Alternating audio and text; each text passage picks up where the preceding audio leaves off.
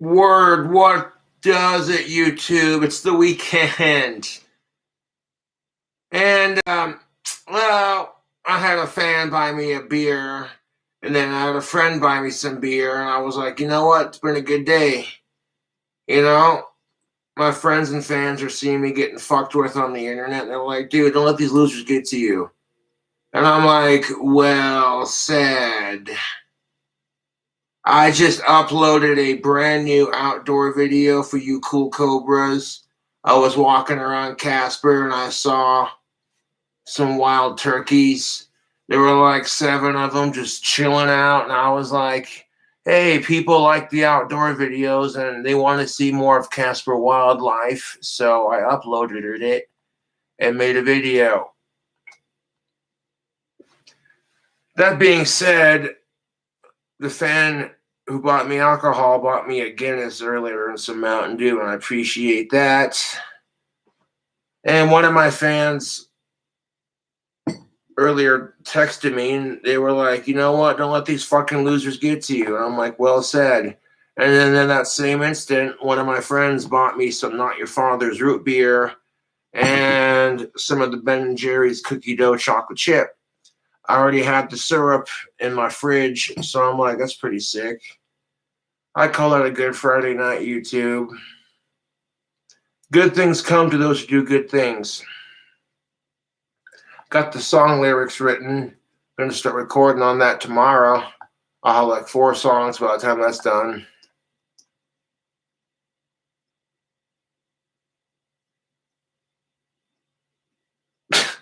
Jesse Ryan. Don't be like that, Jesse Ryan. That's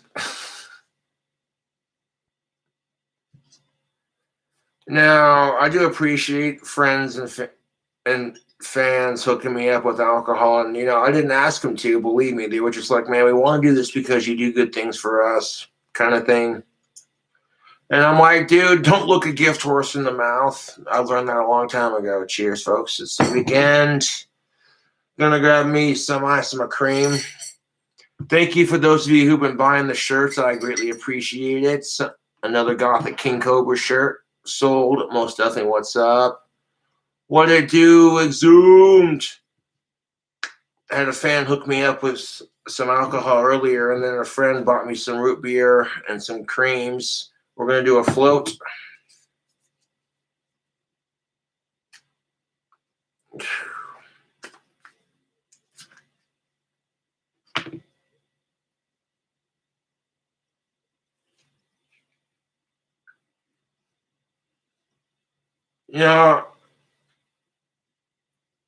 I seriously do not understand the level of insanity it takes to be so obsessed with someone that you literally spend all your life hating them while that person gets more successful than you.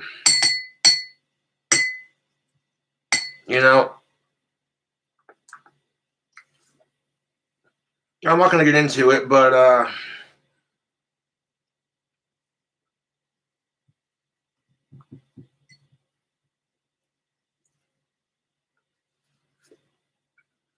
I feel like people go, what's wrong with this guy? I say I got Asperger's, and then I feel like people will selectively choose who's using it as an excuse and who isn't.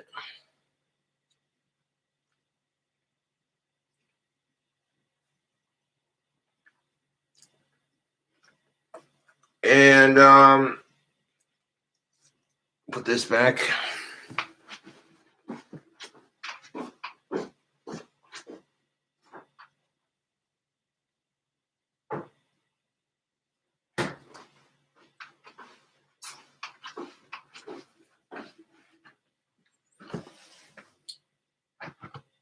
I feel like the more time that trolls waste trolling me, the more I get famous, the more jealous they're going to get. I'm going to drape that over the copper cup. We're going to make a root beer float for the weekend. Big thanks to the homies and the fans for providing a little bit of Friday fun. I did. You're a good person. Keep doing your thing. And I'm like, I'll drink to that.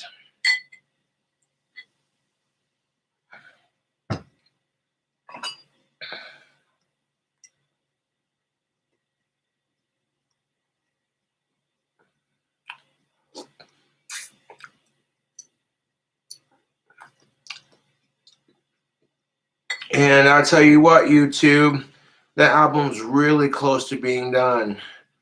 I'll have like 4 songs by the time I get this next one done. I've already gotten lyrics for it.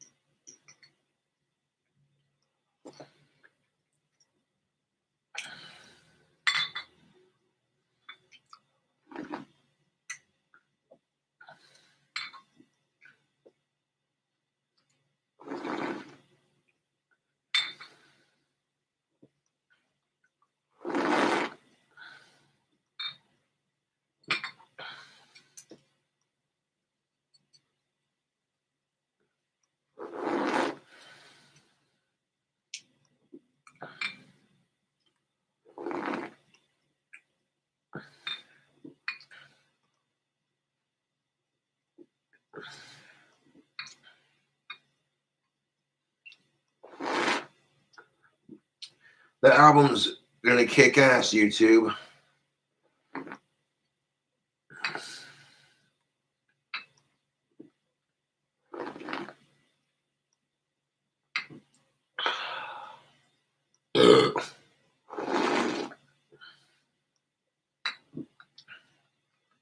I got fans and friends who look out for me and shit.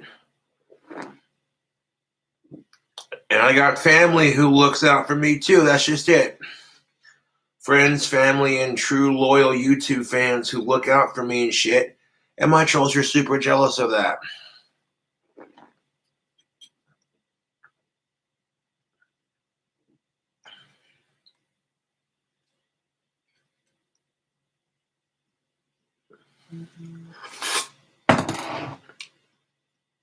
There we go.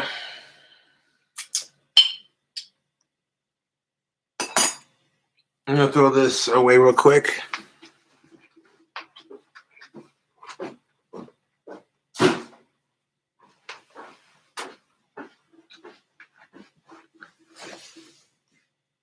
Now I'm gonna grab some Hershey's All Natural chocolate syrup, and on top of that, root beer foam.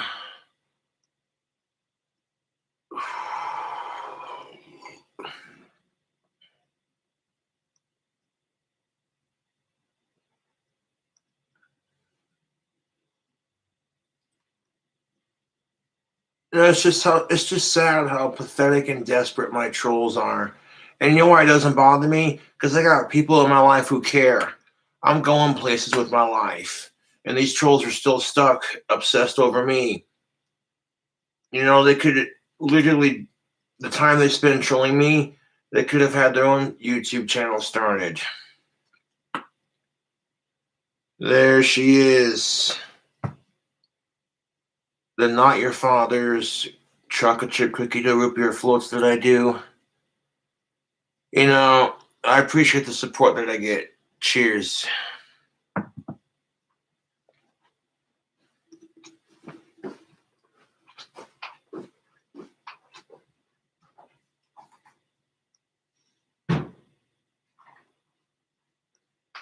I also got me a PayPal debit card, which kicks ass because I get a little bit of cash back on purchases.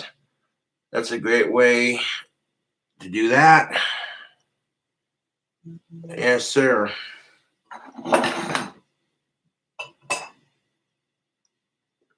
Cheers, YouTube. It's the weekend.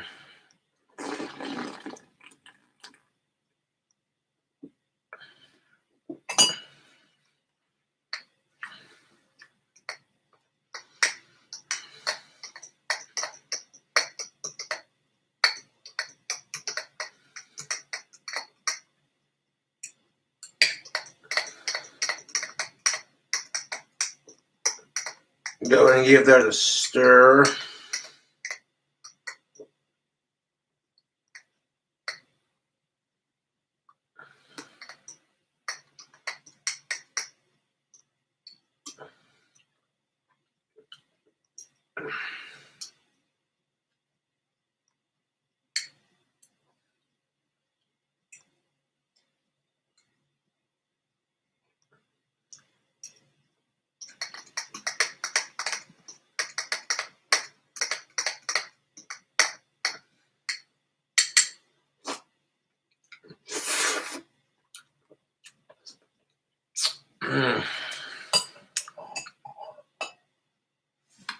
So how is chat doing?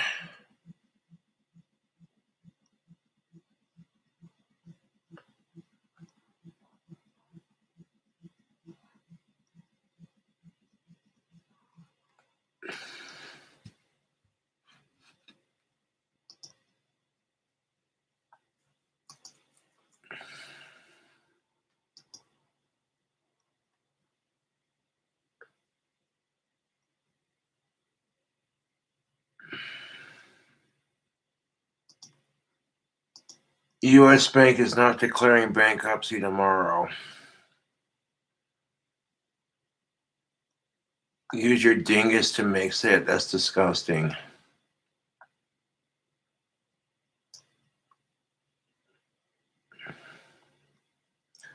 You better drink it all, boy. You better not watch me drink it, asshole. Believe me, I'm planning on it. I'll drink it all to the dome.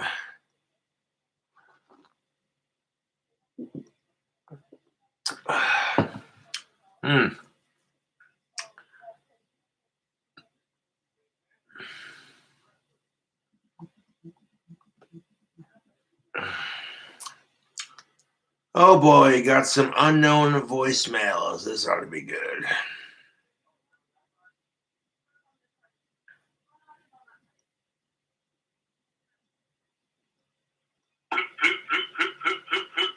Yeah, but you feel good about yourself, don't you? Yep, you pooted. Good job. You feel better now that you pooted yourself. That you do.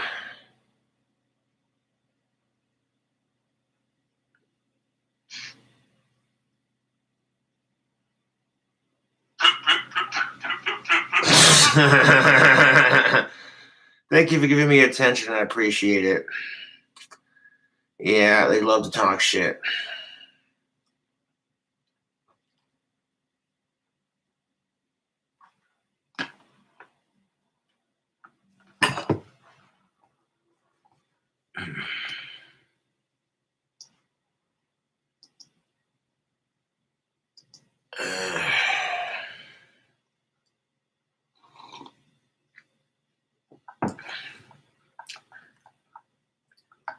Nope.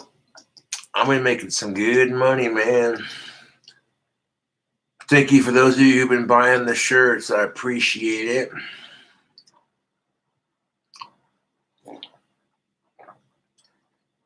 Now I get 1% cash back using my PayPal debit card at the end of the month, which is pretty freaking sweet.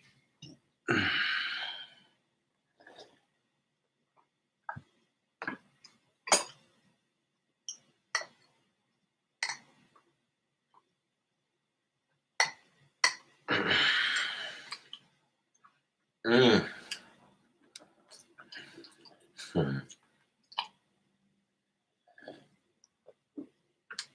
Oh.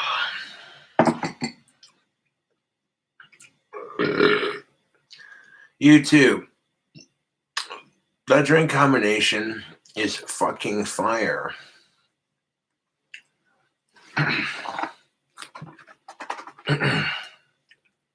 Looks like someone bought. Holy crap, dude. I didn't see this earlier. Sweet. In addition to the last person who bought the Hell's Advocate music tee, someone bought a Troll Slayer shirt and a Gothic King Cobra t-shirt. That's most definitely what's freaking up YouTube.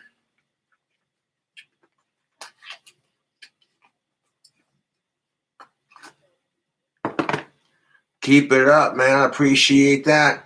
If you don't want to donate to PayPal, and you want a little something back, trust me, buying merch is a great way to make us both happy. I create sick merch, and that's how I roll.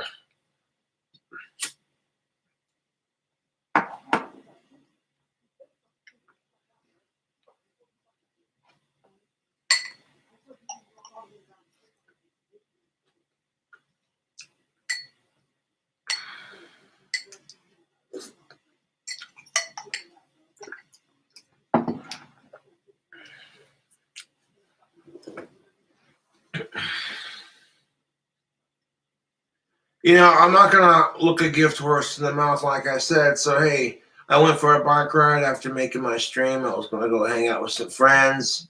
I had a fan stop me and go, "Hey man, this Guinness and this Mountain Dew's for you." I'm like, "Sweet, thanks, man." I get to my friend's house and hey.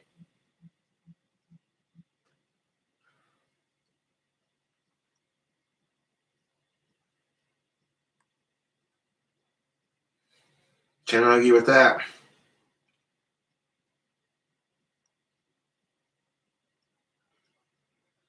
Then after spending time at that friend's house, I went to another friend's house and then came back.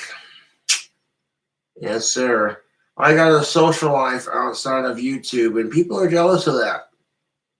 They really are. They're like, this guy's whole life doesn't revolve around pleasing us. Well,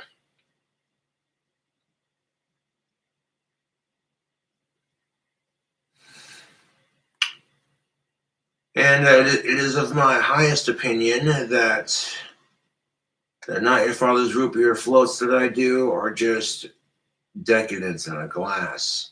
People are commenting sarcastic remarks like diabetes in a cup, and I'm like, yeah, it tastes that good.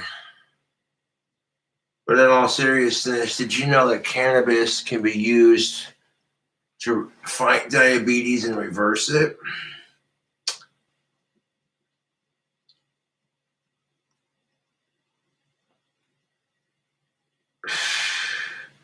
You Google the endocannabinoid system.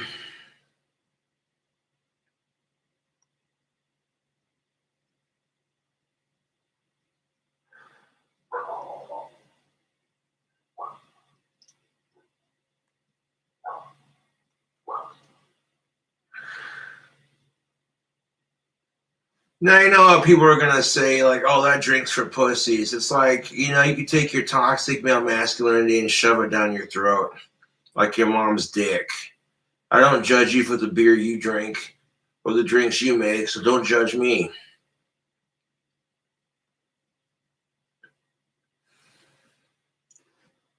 YouTube, that's just how it is being a guy. And girls, you can relate. When your guy is drinking a beer and your guy friends are with you and you're hanging out with your guy friends, you know what I'm saying? Like, hey guy, what up? You know what I'm saying? And lo and behold, you're gonna be a toxic male towards your buddy because he's drinking a Red's Apple Ale, but you're drinking a Bud Light, so you're giving him shit because he's drinking a girl's drink. That's what I'm talking about. That's sexist towards women, and it's toxic male behavior like that separates the genders. And women do this crap too, man. You know, your gal pals are hanging out at one of their gal pals' houses, and she provides the wine for her guests. As soon as she gets up to leave the bathroom, all her friends are slut shaming her for the wine she provided. And it's like, your cheap ass won't even bring a bottle over, so what the fuck are you complaining?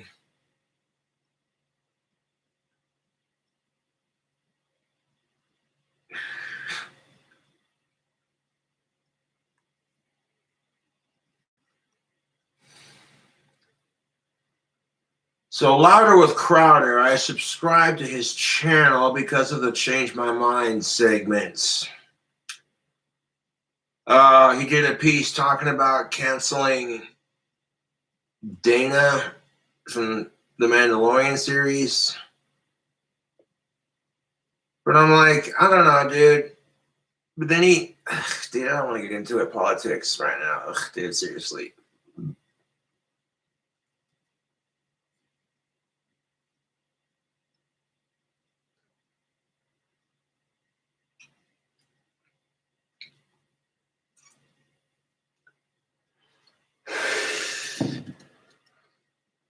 I haven't watched all the videos, but Louder with Crowder and his crew were Rush Limbaugh fans.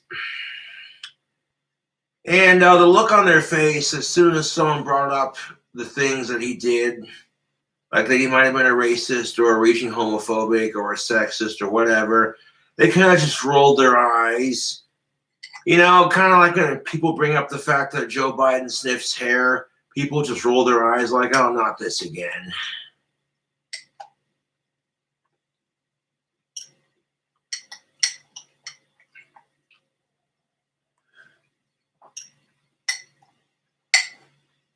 So I haven't watched the Louder with Crowder Star Wars bit where he talked about canceling. And that just could be the time limit, honestly. Even though Rush Limbaugh's a dick, he said something that was kind of true. You want to piss off Republicans? Tell them a lie. You want to piss off Democrats? Tell them the truth. Because both sides love to fact check each other. You know, Democrats will sit there and say that guns cause more homicide and blah, blah, blah, until you Google it and find out that knives and vehicular homicide are at a higher rate than gun use and gun violence.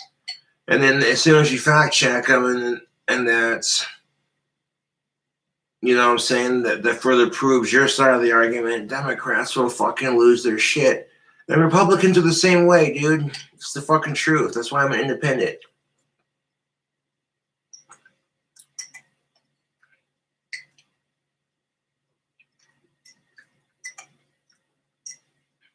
Ish.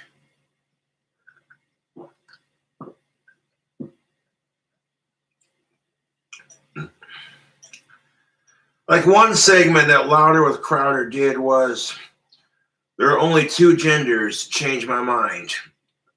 Just trying to be as controversial as he possibly can.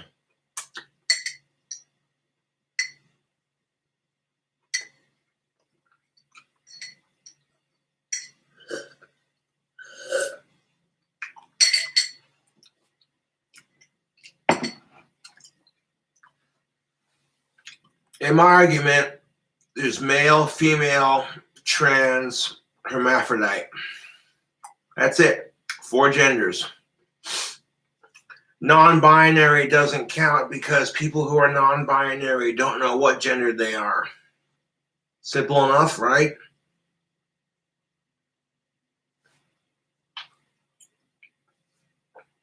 And growing up as a kid, I would watch Bugs Bunny wear drag to mess with Elmer Fudd the whole episode. It was done for comedic effect. So growing up, my perception of drag was relatively harmless for the most part.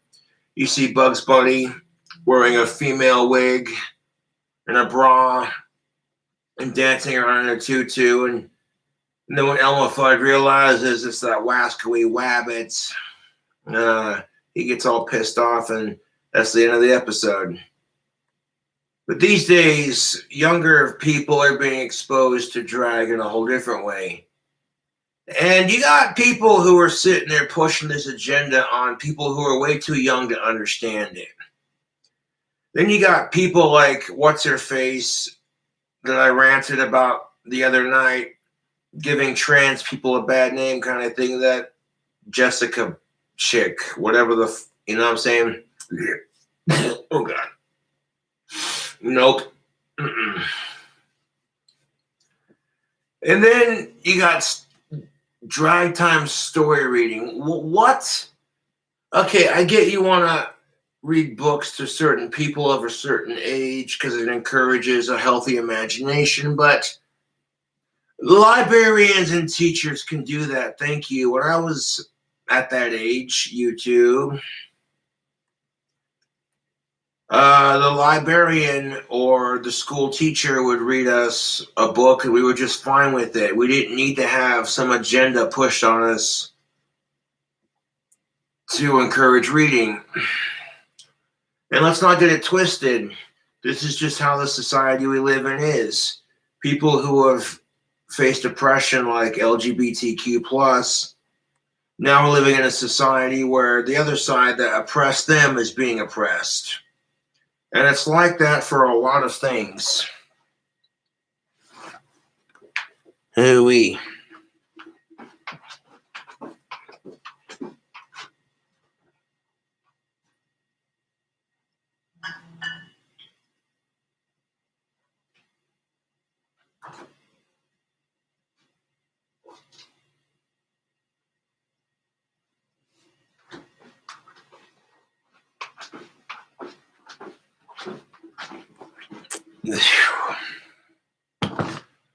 While we're on that subject, excuse me, I farted. Smells like Asperger's. Am I going to argue when my fan buys me a beer and my friends buy me a six-pack? Fuck no. Not going to argue with that at all. Oof. Let's make another one.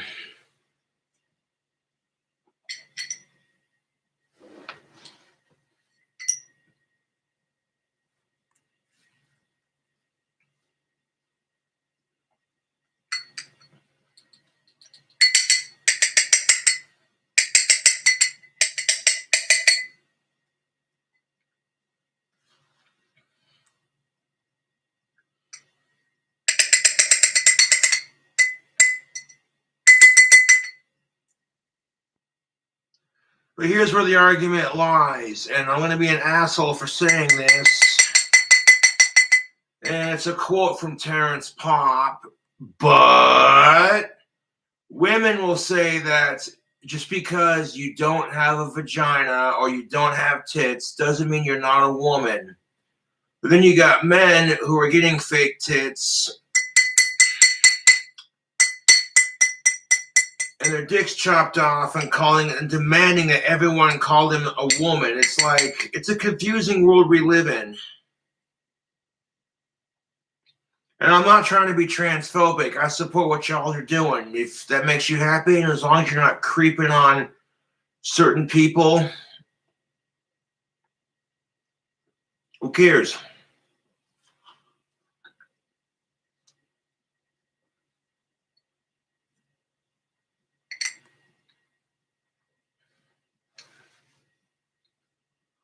You know, women have spent years being oppressed by men, and they tell us these things like having a vagina and having tits doesn't define you as a woman. And then men just come along and say they get to be women because they have those things.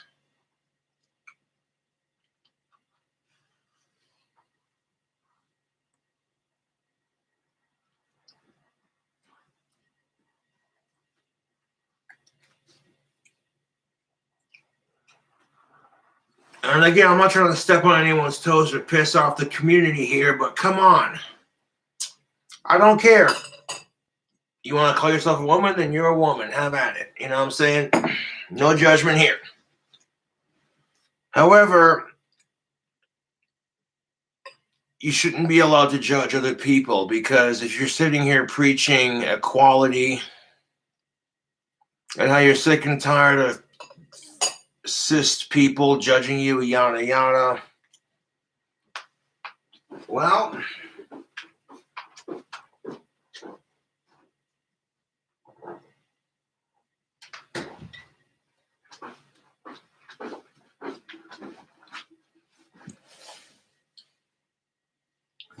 and you know how many times I've gotten made fun of for what I do, for being goth?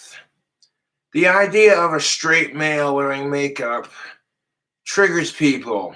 I've been doing it for years, mind you. And I quite honestly didn't give a fuck what anyone thinks. So it's nothing new. The fucking point is that there are people who stereotype that kind of thing.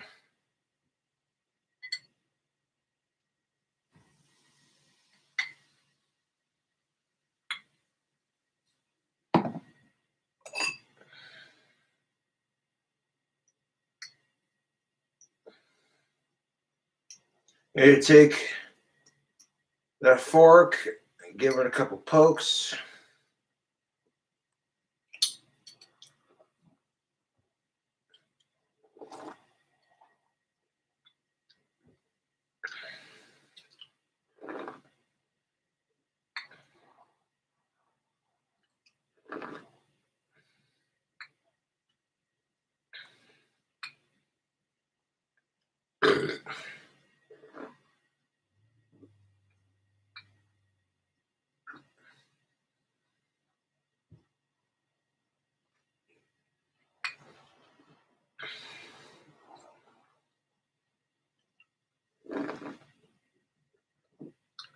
And this is what pisses me off about it. I'm all for transgender acceptance, but where do we draw the line? You know, you got people who are claiming to be trans disabled. What? Now, correct me if I'm wrong, but when I was a kid growing up, I was told that if you use a wheelchair, even though you don't need one, then you're a douche and you're a dick.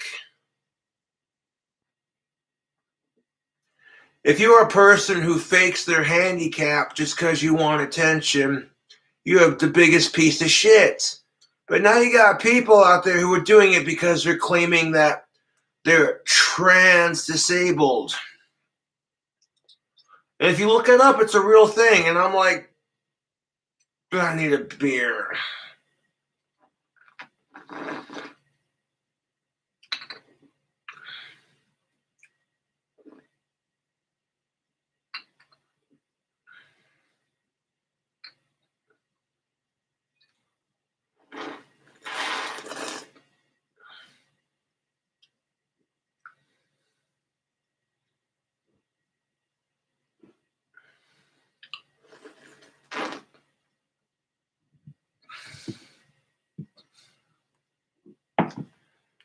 Ugh.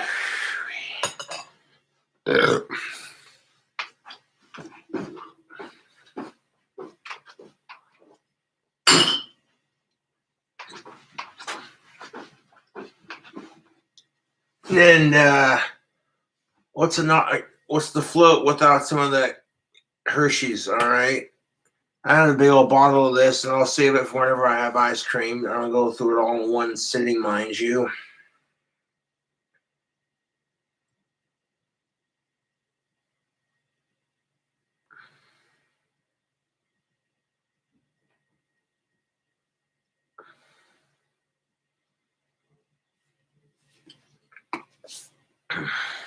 There it is.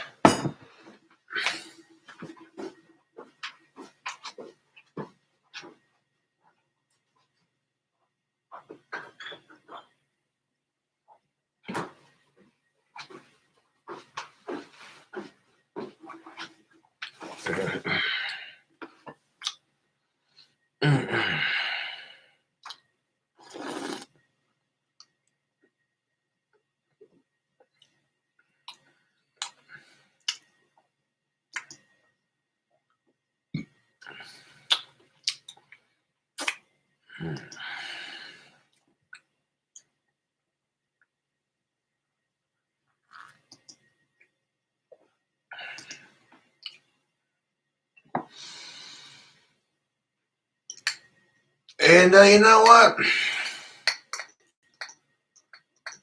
That's just how it is, man. And people are gonna hate on your hustle no matter what you do.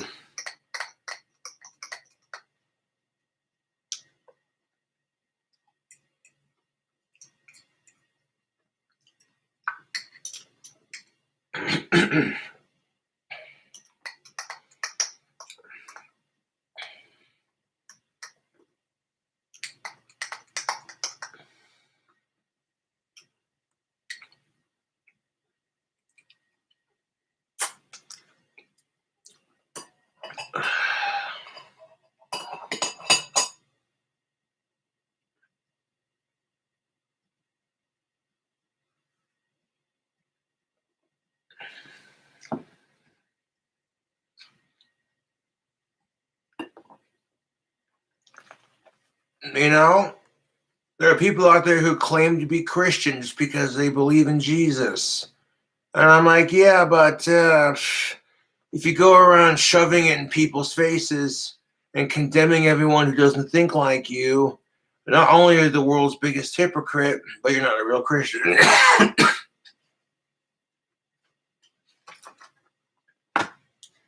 Think about this. The Bible says you cannot force people to think like you, and judge not lest you be judged. And those are the two biggest rules that a lot of these hypocritical Christians break. You got the Satanists telling you this shit, of all things.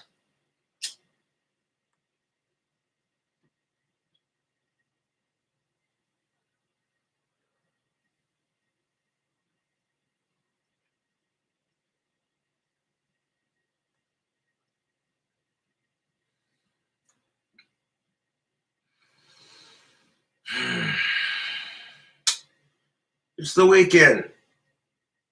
We're working on my music, making that money. You know how we do. And making a connection on the internet is honestly more important than making money. The money and the fame that I get from doing YouTube is just a bonus. You know,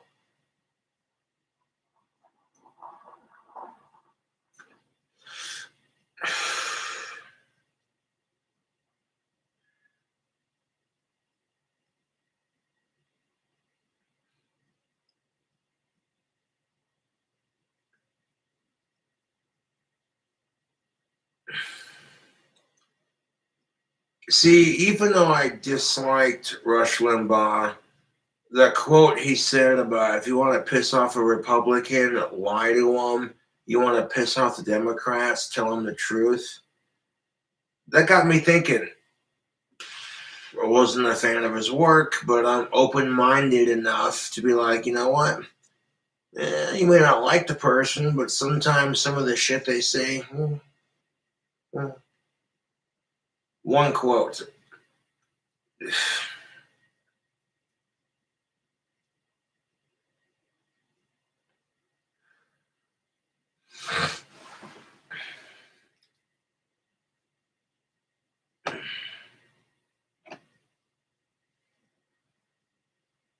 Which Rush Limbaugh was very anti-LGBTQ plus, and that I disagree with. As long as the person you're with is an adult and you both are consenting to it, who cares?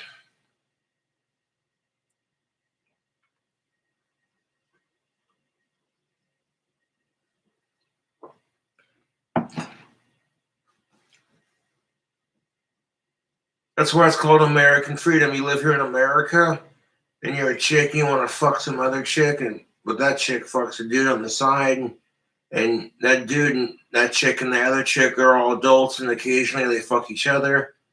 Who cares, man? It's the American dream. It's called freedom.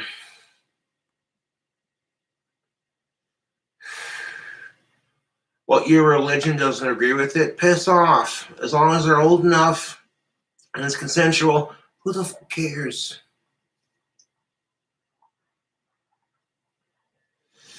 Wait till you're in college for that shit. Trust me. There's all this big mysterious hype about it when you're at that age. But trust me, wait until you're in college to experience stuff like that. You know what I'm saying? Like, dude.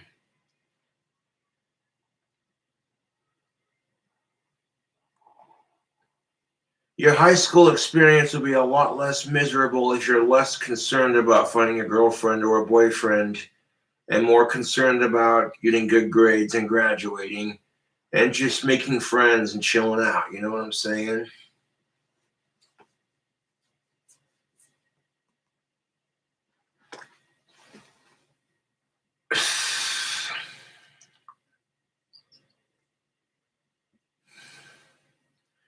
Could you imagine being 16 years old and pregnant because your 16-year-old boyfriend knocked you up? And both of y'all can't go to prom because you're stuck raising a baby that you didn't mean to make. That would suck. All of a sudden, that 16-year-old dude who's saving up for the sickest car, that car he wants to save up for, forget about it.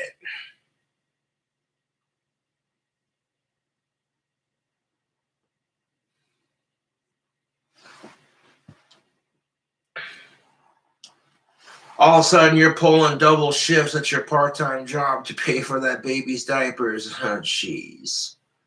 And then, to top it all off, you think they would frown upon this kind of behavior, but instead they glorify it with shows on MTV like 16 and Pregnant, which, just like Shoe Nice, it encourages kids to do stupid shit.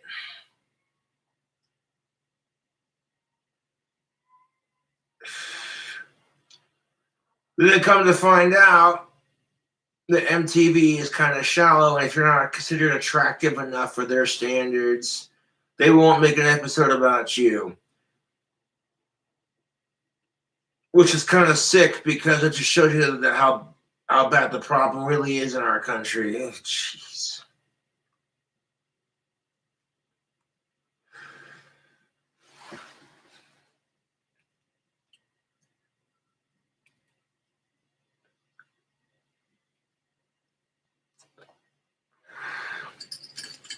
You want to scare women and men at that young age away from sex until they're in college? Show them a video of a woman giving a live birth through her vagina, and I guarantee you that'll do the trick. Ooh, jeez.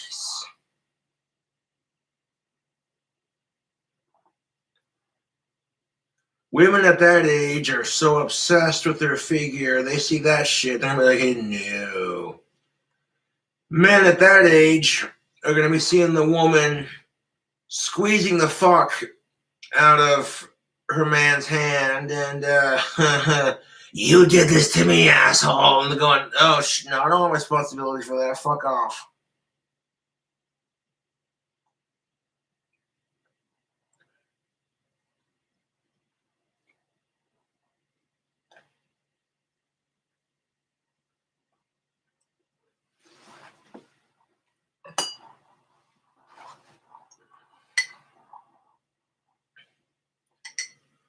Believe me, I was there once. The same pressures applied to me.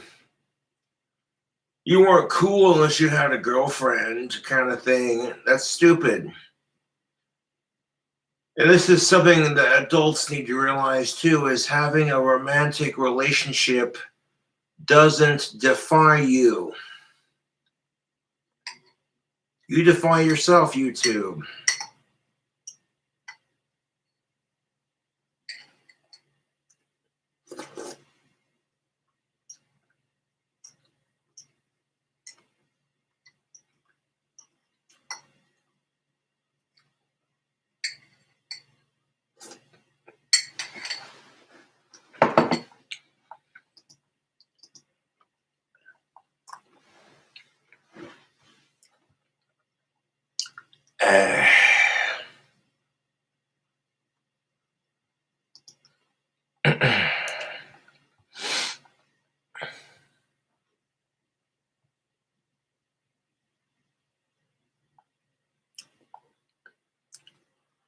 Oh boy.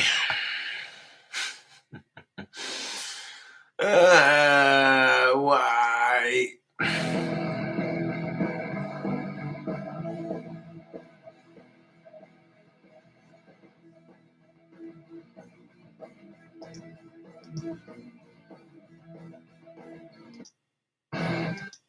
.com and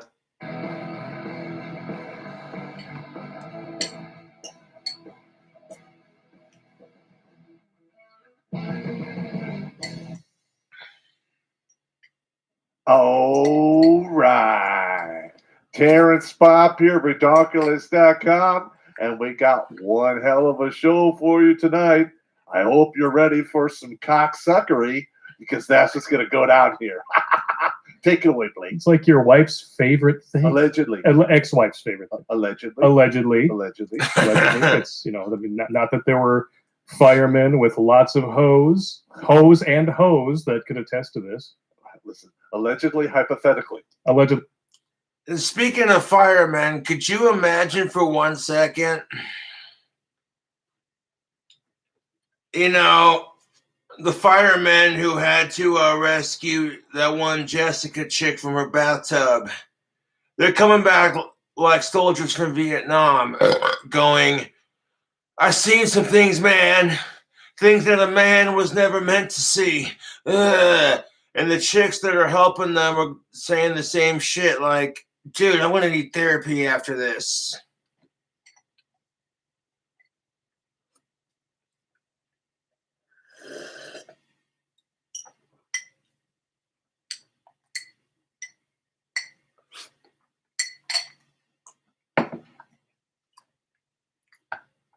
It's the weekend. We'll do a Terrence Pop video response. We love strong women. Grunt Speak Live. I tuned into this live stream towards the end and left a couple of comments, but you know what I'm saying? There's a lot of shit that goes into this. The sarcastic remark of we love strong women. I mean, there's two sides to this coin, YouTube. There are some men who are intimidated when a man is making less money than his female counterpart. You know what I'm saying? And then of course, because society expects men to be tougher than women, if we're not, we get ridiculed for it. That kind of, oh, watch out. That guy throws like a girl. You know what I'm saying? That's just the kind of crap that men have to face.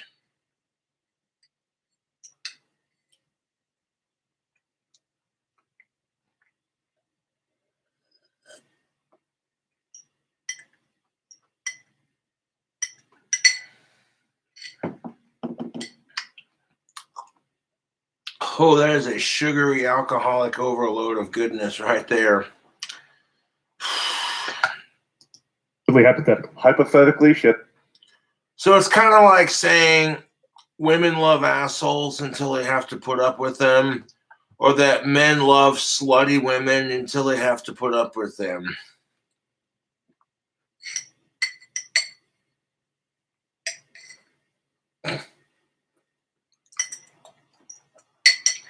Because every guy, every chick goes through that phase where they have to date assholes and they have to date slutty women.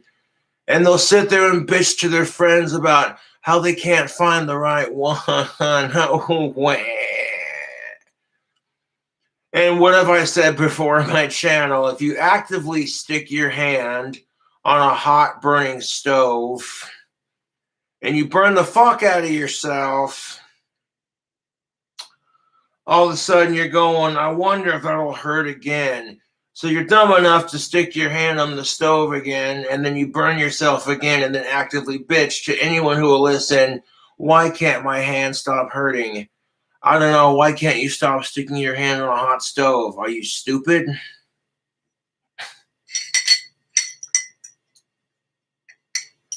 Admittedly, when I was in high school, there was all this pressure to get your first kiss and to be popular and all that cheesy bullshit.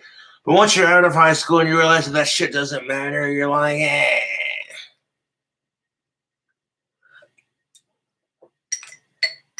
When I was in high school, I never went to prom. When prom night happened, I stayed home and played video games, and I didn't care. But now that I'm out of high school and a lot of age chicks want me, well, I'm just saying, funny how that works, isn't it?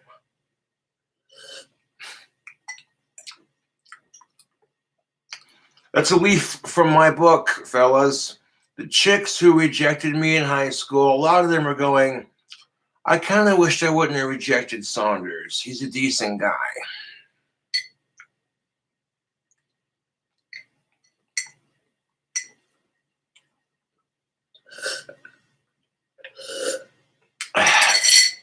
I'll make another one here in a second. Let that one kick in. YouTube, women are expected to be tougher than men, just like men are expected to be tougher than women kind of thing. And it's just this typical battle of the sexes crap that's been going on for centuries.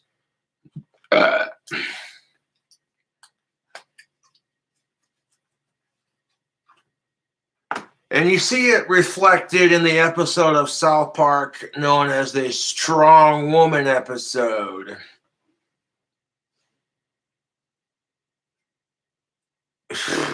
Oof.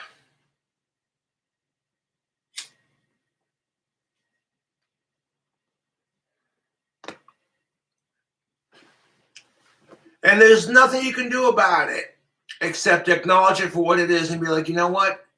I'm strong in my own special way. You know, if that's just it. If I had a girlfriend who made more money than me, I wouldn't care. I'd be like, that is, you know what I'm saying? That's what's up. I would support her because that's what a real man does. He's strong enough and secure enough with his male ego to be like, you know what? Who cares if my of age honey makes more money than I do?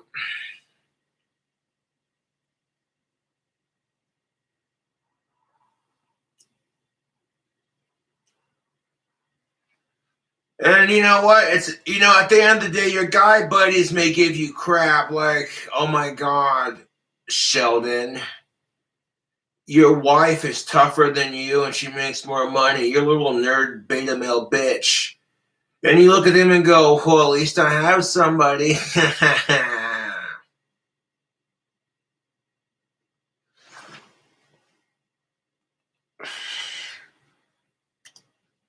Yeah. Could have forced a cock run through her, but you know, it's just hypothetical.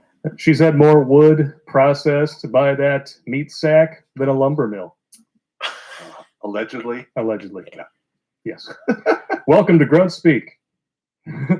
I am Toxic Male, and we are broadcasting tonight to YouTube. And people are probably going, Cobra, what's on the menu? I want to take a frozen pizza and put some uncooked bacon on top and bacon in the oven. So that way we have pizza with bacon on top. If that triggers you, I don't give a flying D Live, Twitch, and MGTOW.tv. So if you want to check in on any of those platforms, let us know if they're working. If not, suck a dick, suck a dick. And we have special guest with us tonight, all the way from the great state of who gives a fuck, Thumper the Redneck. What's going on, bro?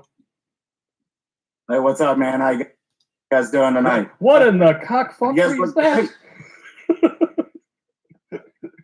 I'm putting my beer goggles on to make y'all look better. All right. Right? You're going to need Okay. another pair, man. You're going to need like beer binoculars for that. that. He made them out of the twisty tea cans. I need, you know, I'm old now. I suppose I could probably use some of that. Twisted Tea. What is with that? I mean, I think I saw a video where somebody. Oh, Terrence Pop sitting there going, I'm old now. Oh, dude, come on. Age is only a state of mind. Don't let the impending sight of your own mortality psych you out, man. It's all about how you carry yourself in life.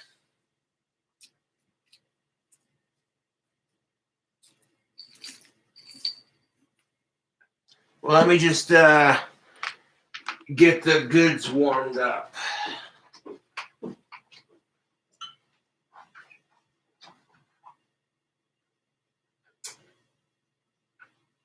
Turn the stove on to 400 degrees.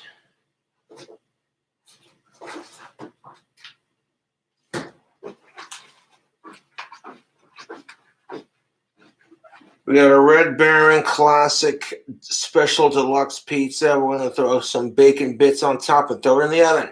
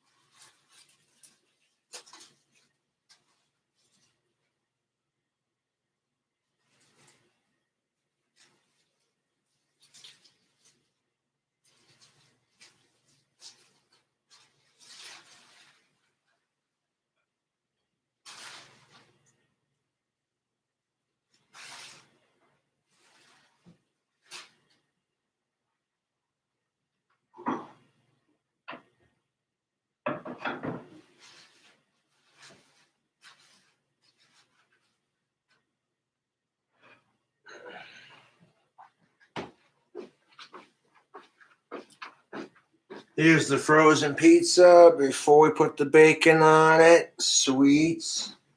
Deluxe. It's got veggies and meats. We're gonna add more meat to it.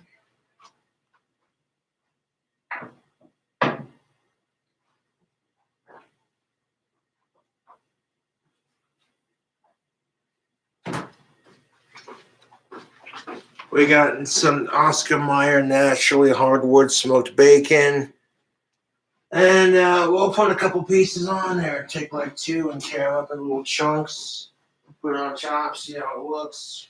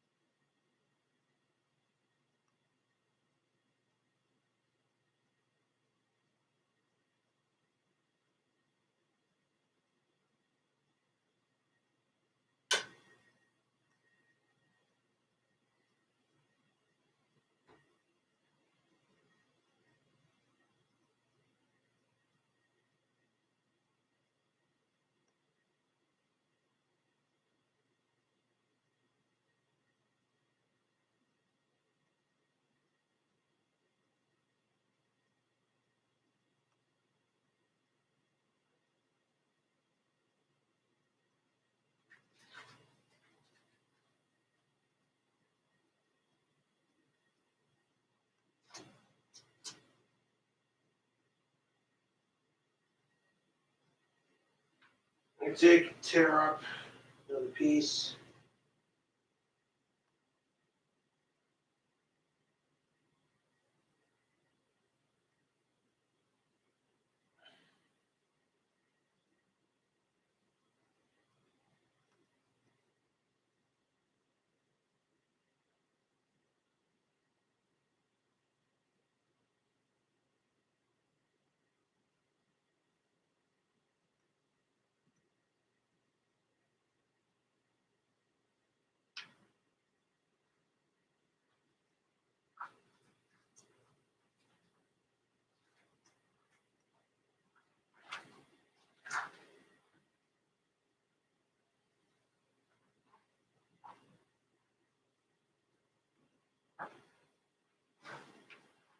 Open the fridge with my elbow. Turn on the water with. Wash my hands after this.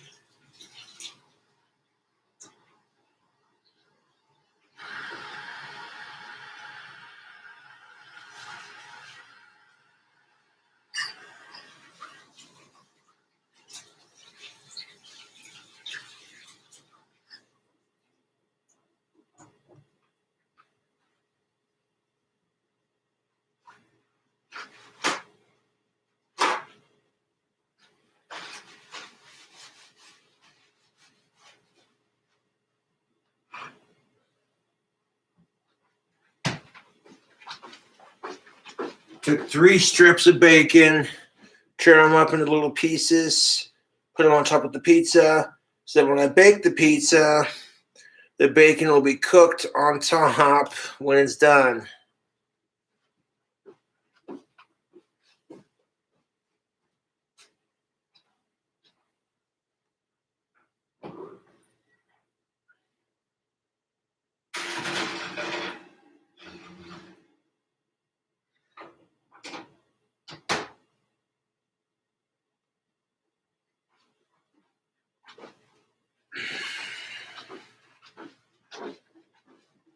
So, Red Baron classic crust, special deluxe pizza. Couple strips of bacon on top. Bake it. That bacon will be fully cooked by the time it gets done being put on top of the pizza. Yes. Food hacks. But he just got laid the F out in a convenience store with some twisted tea. But what is that really just where all this comes from? Yeah. That's it. Somebody just got laid out in a convenience store with a can of twisted tea, and now it's the new thing. It's like when White Claw became the patron saint beverage of white bitches in the Midwest. I remember when Commander of mine got me. Okay, that right there, that's what I'm talking about. We gotta stop judging each other for the alcohol we drink. Winning! Because that kind of shallow, narcissistic bullshit is just not necessary. And if you're not providing the buzz, then why the fuck do you care who the fuck drinks, what the fuck they're drinking? I mean, if Terrence Popp did a video drinking White Claw, I'd still watch the video. I quite frankly, don't give a fuck what alcohol you're drinking. I think judging people by the alcohol we drink is stupid. It's the weekend. I'm going to throw a pizza in the oven. Appreciate the support my fans give me.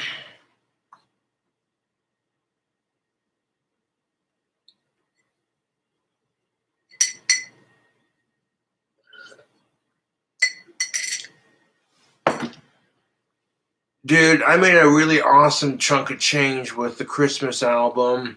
People are laughing their asses off with it, and I appreciate the support. So this next album should be no different. But it's not about the money I make off the music. It's about making the music and having it impact people's lives in a positive way. You know what I'm saying? Right. Hooked on Arnold Palmer's. Arnold Palmer's, huh? Yeah. So I remember he gave me like this big glass of Arnold Palmer. And by the time I was done, I was roasted. Well, Arnold Palmer, isn't that just iced tea and lemonade? There's an alcoholic version? There's an alcoholic version to it. And like literally, it's like the alcoholic version of Arnold Palmer.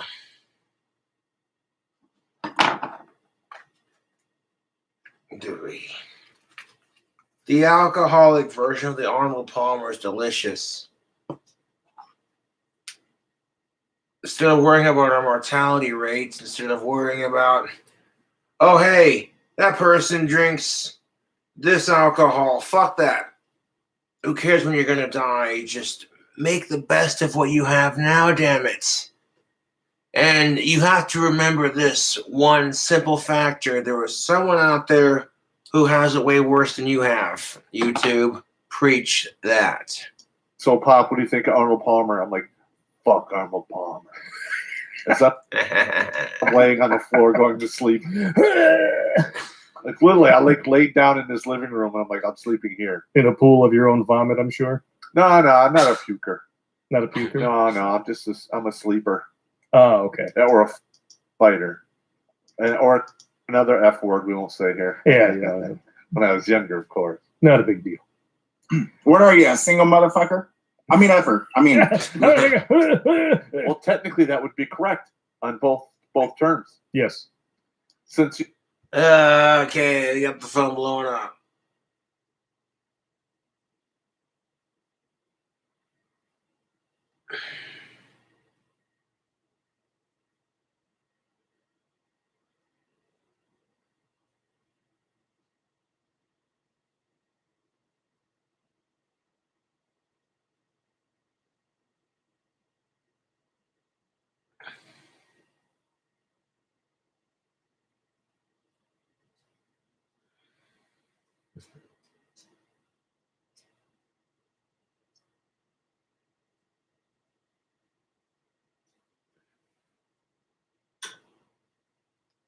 Good to have people like that on my side. One second.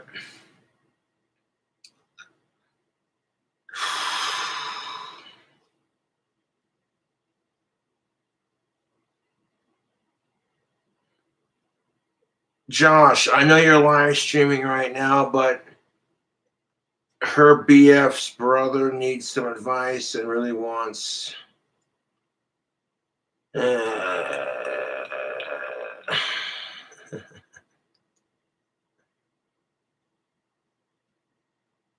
we go. What the fuck is this?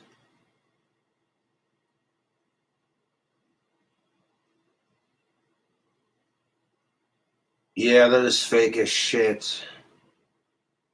So fake. Wow, that's.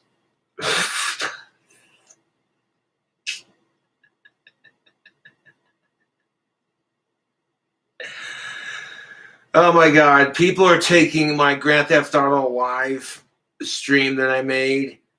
They're so jealous that people are excited to see me play video games. So they're doing all kinds of fake fuck shit to fuck with me. It's just beyond sad and gross, dude. Like, come on, dude. And no caller ID. I'm not answering that.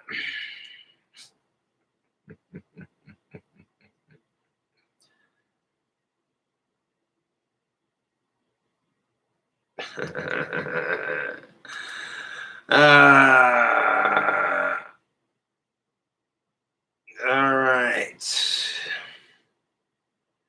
Here's the thing of it.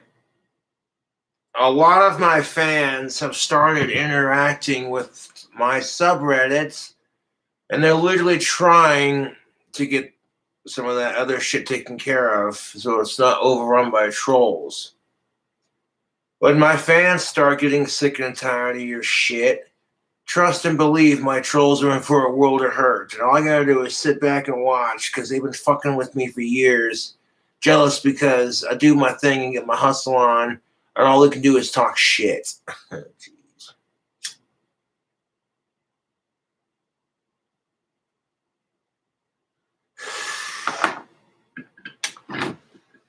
And they want a reaction too, like, oh, look, we took a still shot from King Cobra's video of him playing Grand Theft Auto 5, and we're photoshopping stupid, inappropriate shit on it to fuck with him. Let's see how he reacts to it. And I'm over here like, oh my god, your trolling is so lame.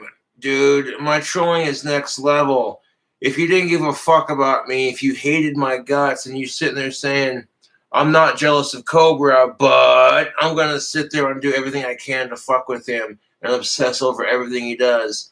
Oh my god, Cobra's making a pizza on the weekend and having a drink combo and smoking a cigarette. Fuck him. You know, I am north of the Yo Mama line. You can talk about my mama, and I don't get upset about it. Yes. I saw that dude smoking pot out of a Twisted Tea can. Yeah, Rusty Butchie Bunda. Getting down some of that circle. South of the Yo Mama line. So when you talk about people's mamas, they freak out. Am I wrong? The Southern boys get really upset. And here's the thing of it, YouTube. I'm not going to have to do jack shit. You know what I'm saying? These trolls are going to keep doing their stupid bullshit, and eventually it's going to catch up to them. Kind of like me and my smoking. So my trolls better be scared because their little bullshit parade's coming to an end. You're sitting there fucking with someone because they have Asperger's. Selectively choosing, well, this person has Asperger's and bitches about it. They're okay. Oh, but Cobra enjoys a drink every now and then and bitches about it. Fuck him. He's using it as an excuse. You don't get to say that. I'm a decent guy. And I'll sleep better at night knowing I'm a decent guy. That when you bring up mama. Do they get upset down there? I'm sure they do. If you say, hey, you know, I stretched out your mama's tonsils last night. That's what I say to my trolls when my trolls are like, hey, Cobra, you need to end your dry spell. You better not go live. I'm like, well, first of all, you better not watch my live streams. And second of all, I stretched out your mom's tonsils last night. So Please give your mom my best for ending my dry spell. I gave her tonsils a massage with a happy ending. She got like a half a quart of my throat yogurt. Throat yogurt. Oh my God, that's funny. There's going to be a big ass fight in the parking lot afterwards, I bet. If not on the spot. Ugh. I listen, I hung down at Fort Benning a lot. And those guys get upset when you talk about their mama or their sister. So yeah, it's the weekend. We're cooking up a frozen pizza. We got a Red Baron classic crust special deluxe pizza. Threw some raw bacon strips on top and then put it in the oven so that when to pull it out, pull out, giggity goo, all right.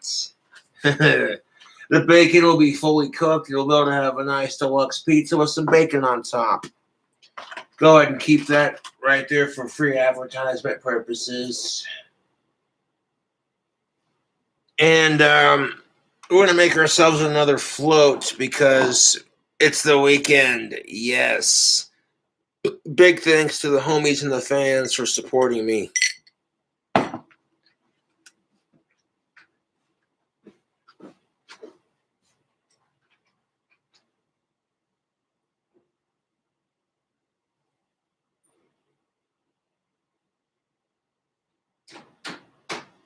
Yeah, I'll let that go for a little bit longer.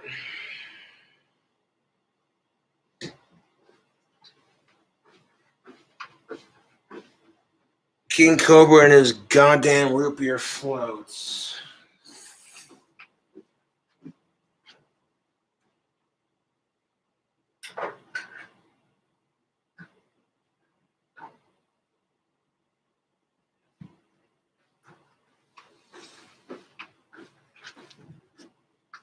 And I mean, there's almost a sarcasm to it, you know?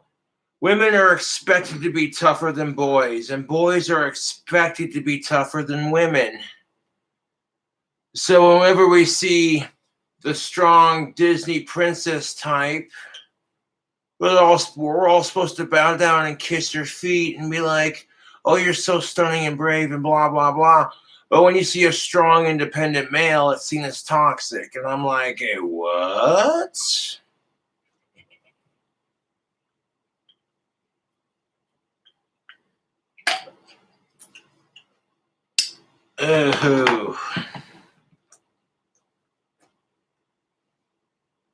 So we're watching some Terrence Pop. We're gonna do a root beer float. We got some Ben and Jerry's chocolate chip cookie dough ice cream, some Not Your Father's root beer, and the sauce. This is literally diet cheat day drink. Like, you've been dieting all month and you want to be bad. You want to be naughty with your drinks. You want to feel like a fat kid at heart, you know? Jeez.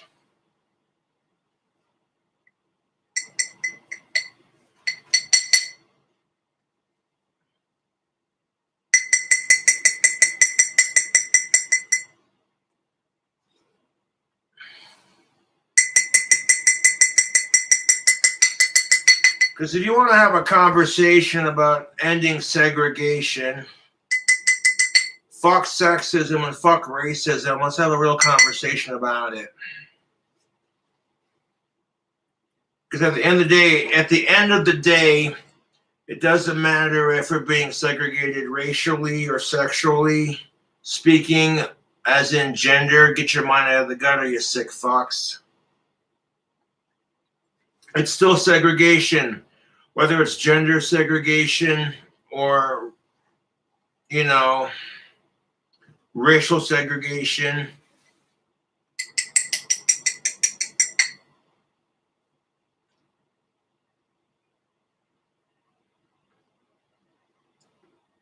Ooh.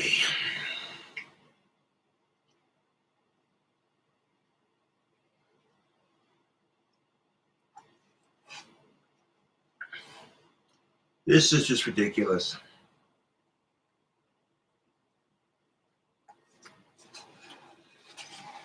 White slaves were in fact a thing. Scottish and Irish immigrants. They came to America to escape a very hard life. And the only difference was they were not forced to come here like the Africans were.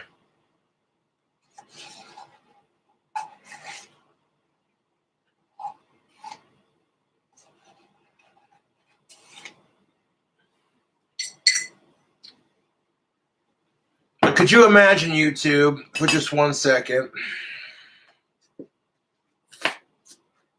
I'll throw this away. Check on that pizza.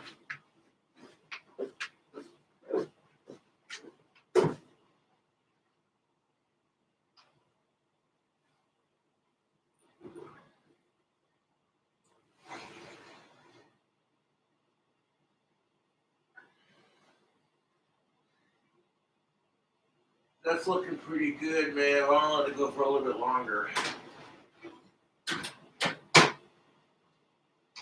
The bacon on top is looking a little bit cooked, but I want to let it go for a little bit longer.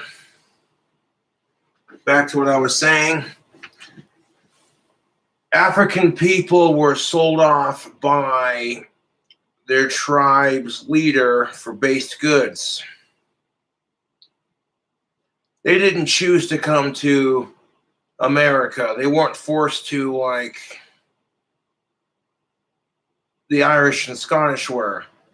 You know what I'm saying? So in a sense, that's how it is.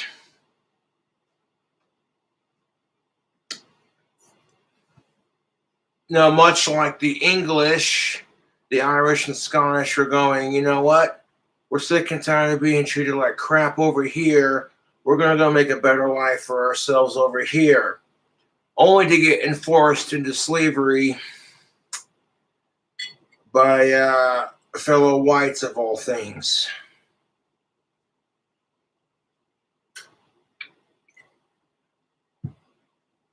So you want to have a discussion about slavery? Like, I hate to say it, but slavery has existed since the dawn of fucking time.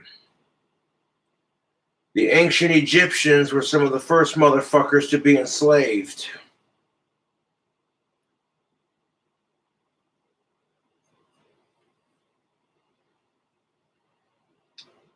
Oh, wee.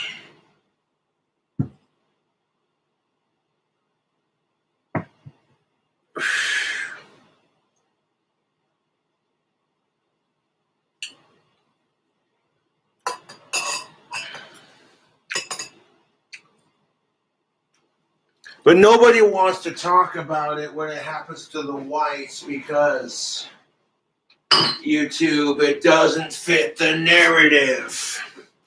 The narrative that oppresses minorities and women.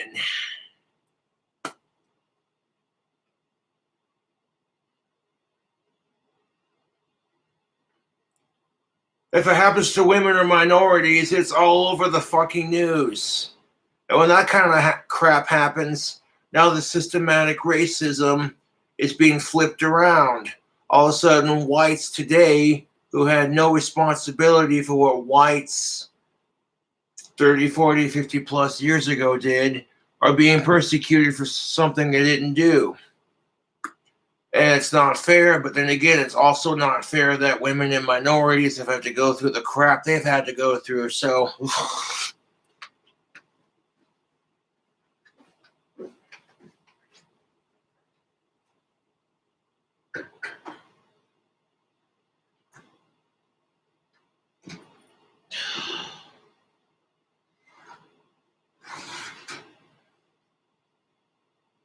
let's see.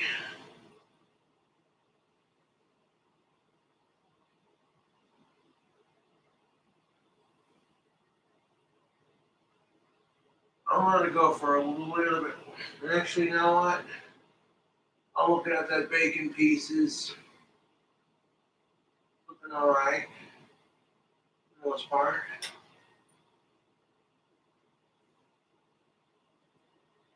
A couple minutes longer then. I don't want it to go too long. I don't want to burn the fuck out of the crust. I want to let it go a little bit longer. Kind of having a philosophical moment here, YouTube. Baking a Red Baron classic crust special deluxe supreme pizza. I took some raw bacon, stripped it on top, 3 pieces, break it up, plop it, pop it in the oven, bake it. By the time that pizza comes out, that bacon on top of that food will be fully cooked, and we'll be adding bacon to our Red Baron. Yes, sir.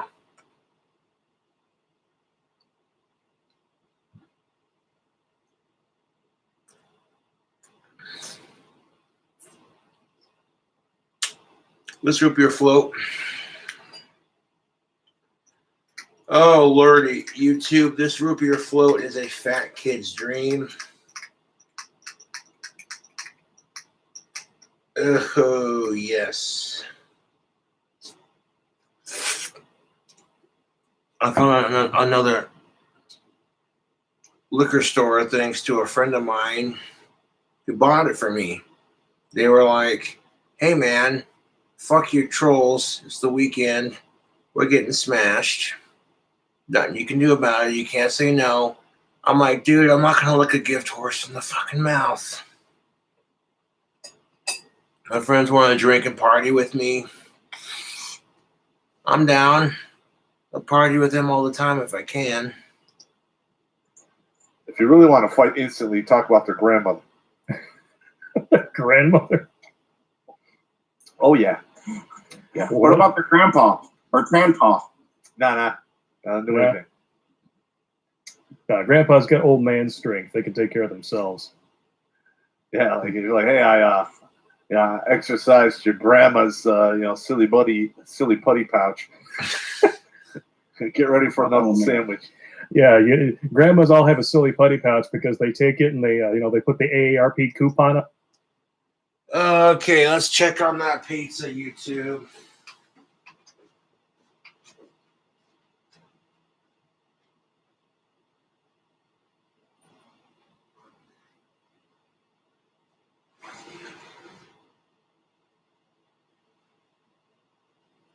Oh, that looks good.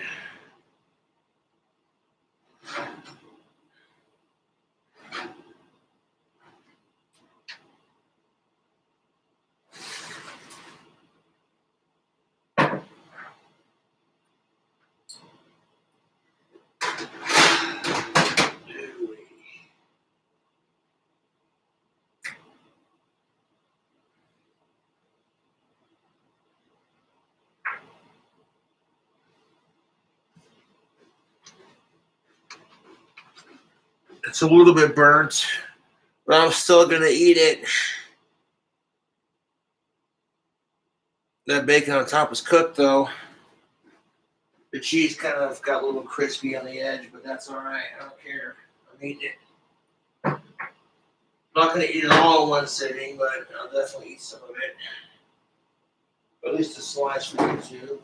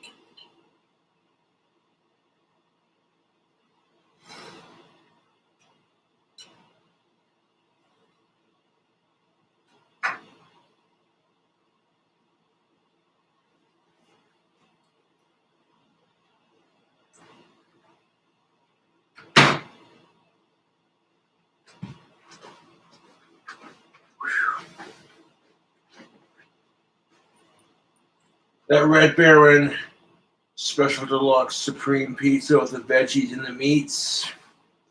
Classic crust. Now I took some, like 3 pieces of bacon, tore it up into pieces, sprinkle it on top, bake it. Let that cool off for a second. Ooh-wee. Cheers, YouTube.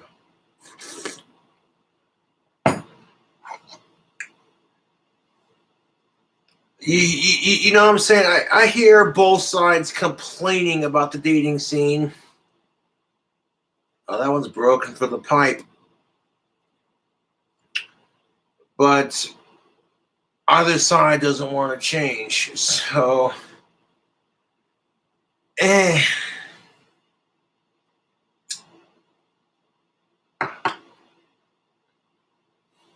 On there, and it makes a duplicate. That's right. 2 for 1. I like it.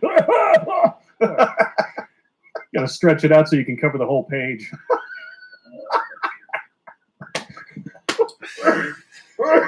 Oh my God. Pop's dying over there. I'm going to cough up a lung on that one.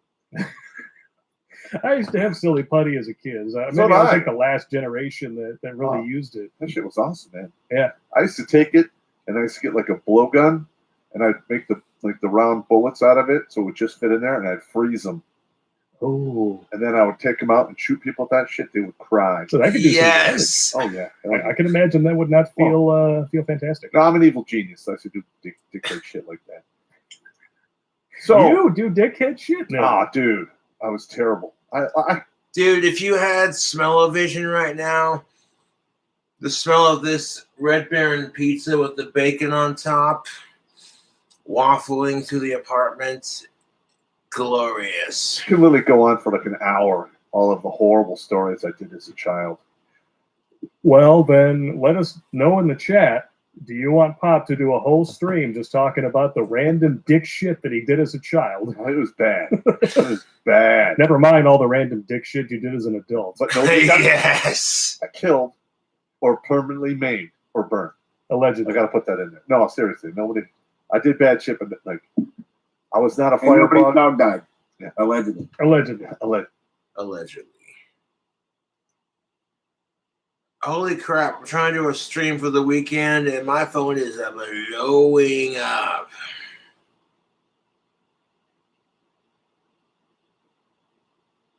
No, I don't mind the fans blowing up the phone. It's just, yeah, let's see.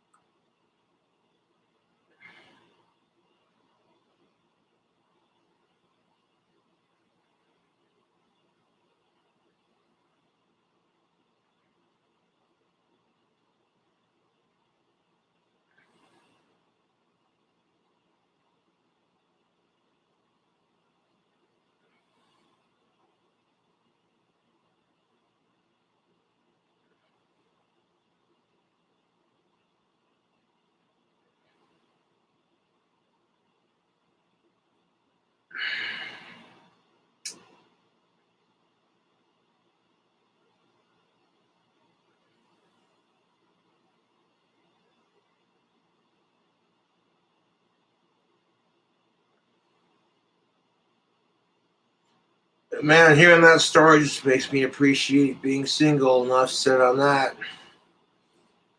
I'm not going to answer your call just because it goes to a no caller ID. You know, I'm not trying to be rude, but that's just how it is. And so, so how did you first hear about us, man? You know what? I think I was actually watching some MGTOW type videos a little bit. Don't even get me started on that crap. He's a MGTOW man going their own way. How dare he? He can't handle commitment, that piece of shit beta male. But when it's a woman going on her own saying she's going to take a break from the dating scene and she'll wait patiently for the right man or just gives up on men completely, nobody says shit.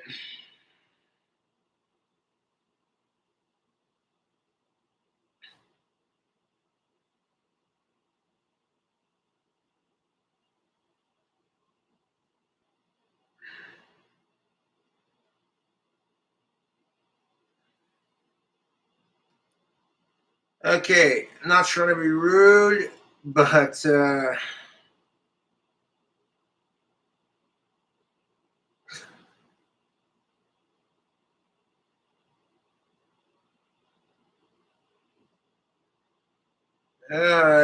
exactly what I'm doing. Combining a food review with, yes. Can you combine a food review with rant? That's kind of what I'm trying to do. Airplane mode is on. I kind of stumbled upon you guys. So did you like have a bad run-in with some Hot Pocket back in the day, or the law. Yeah, or yeah, that's one. yeah? So you're divorced, huh? Oh yeah. Who is it? Yeah, you know how many guys out there who, if you say, "Hey, you're gonna get married again," they go, "Fuck no, I'm never doing that shit again." Those guys are red pill MGTOW guys. They just don't know. Mm-hmm. If you could put raw bacon on your pizza and then bacon on top, you ain't gonna cook it, honestly, because it'll cook in the oven when you put it on the pizza. Just don't put too many pieces. That's tasty.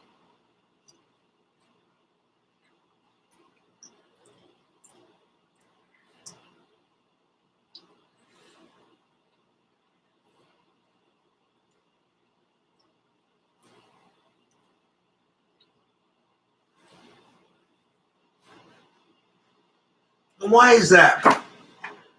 And the only reason why women don't get crap for waiting patiently on the dating scene is because they are the gatekeepers of sex.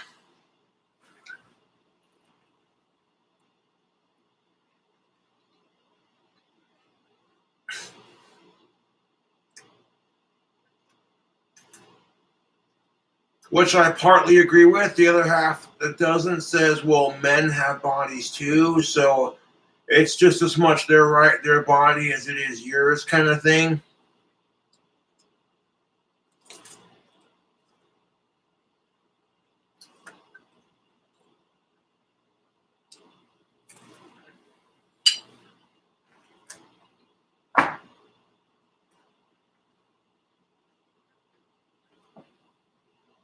Stay.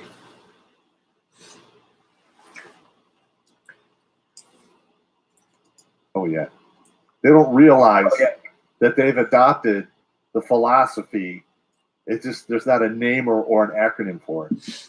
Or they've just taken, at least they've taken that first step, you know. Yeah, like I remember going in a divorce court, like, you know. We've already talked about that.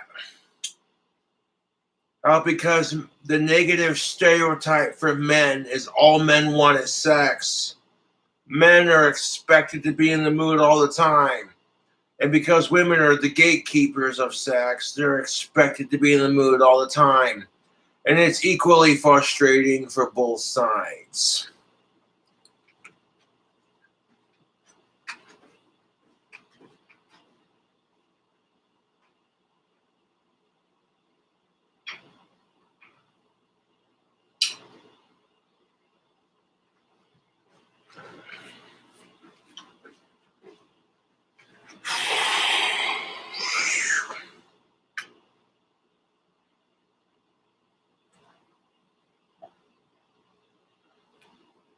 I'm gonna get to see my kids. It's all gonna be great. Little did I know that I was gonna get bent over the stool in there and get hammered in the ass, like dry. With no lube. No, dry. No, they'll just ram it in They dry. let- Yeah, and by the time you leave, you got stitches in your bunghole. That is one stretched out, blown out Cheerio by the time you get done with that whole process. Oh yeah, you know, when they first start out, it's like sticking your dick in a Cheerio. When they're done with you, they can't tell your fart from a yawn. Yes, that's absolutely correct. Just like the Crytanic. And the attorney I had, the only reason I went with him, he was honest. He was he was the third. Oh my God. And this is where a lot of men going on their own feel frustrated. And this is precisely why men are going on their own. It's the same argument that women make.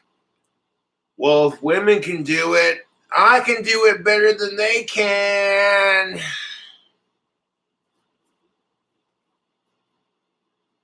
And this is the fucking truth of it, YouTube. Women and men are both bitching about the dating scene. Women and men are both complaining and whining and moaning and groaning. Why can't I find the right one? Jeez. Instead of being like, oh, hey, that's something we have in common. What ends up happening is they don't focus on that. It's always, they focus on why they're the victim instead of why the other side could be the victim in that situation. And and that's just it. You're not thinking about someone else's perspective of how it might feel to be in their shoes. You're more focused on why it's poor you. Well,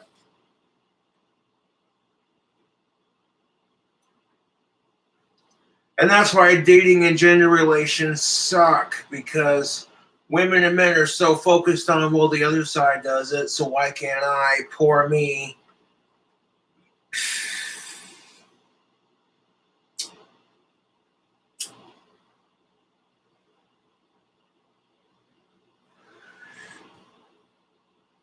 The third attorney I went to, and like he literally said, you're going to get fucked. It's just my job to limit how many strokes they take on you. And I'm like, you're my man. There we go. Did they finish all over your face? No, I didn't get the frosting treatment. I got nothing. Oh, okay. No, At least you would have had something to show for it when you left the courtroom, I guess. no. But I can say that I'm like June of next year is my last payment. Yes. And that will be a fantastic moment, and there will be a live party that's going to be happening. That will be a Nice. That will be a fantastic moment from hell. What I think we should do, and I've mentioned this before, we need to go back to the same hall where you got married so we can drink enough alcohol to erase all of the memories from that first horrible experience that happened in that building. And then we can find a bunch of fans. And then for those who can't make it, we can live stream it. You can go up and do like 10 minutes of stand-up. Yeah. Well, maybe. I think we could do that. You can tell me I tell everybody all the terrible I'll stories. up there for that, man. You guys Heck are yeah. good. Fuck yeah, man. Open bar! We got a trailer you can sleep in. You feel at home. That's what I'm talking about. Well, maybe we'll even parades. All right. Sure, one more time. I took a Red Baron classic crust special deluxe pizza, couple strips, tiny strips of uncooked bacon on top, baked in the oven. Boom, you got bacon on your pizza. Easy as piss, man.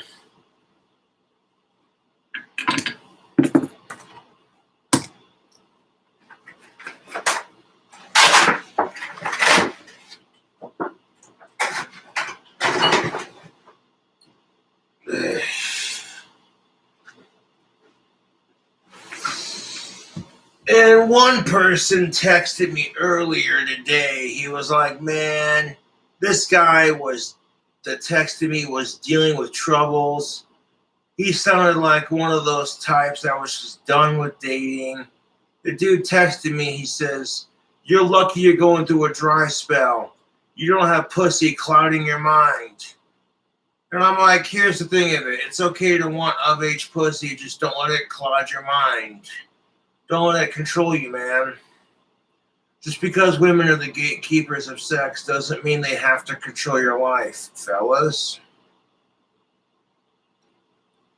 That also means that you're not an asshole about it either. Like, if you're a complete asshole, you know what I'm saying?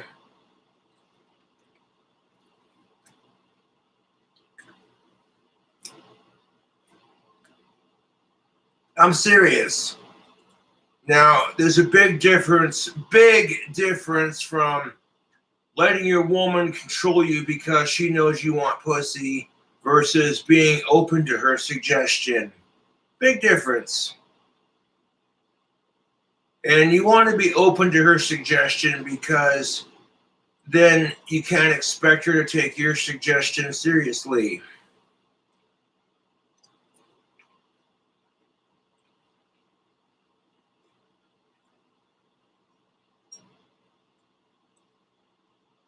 Well, take for example, you and your girlfriend are trying to decide where to eat. Classic couple decision making 101. Every couple does this. You want to go to this place? No, that place gave me horrible gas. What about this place? No, the waiter was super rude. What about this place? No, I can't have that food. Upsets my stomach. What about this place? That place is all right. What about this place? Well, that place is all right.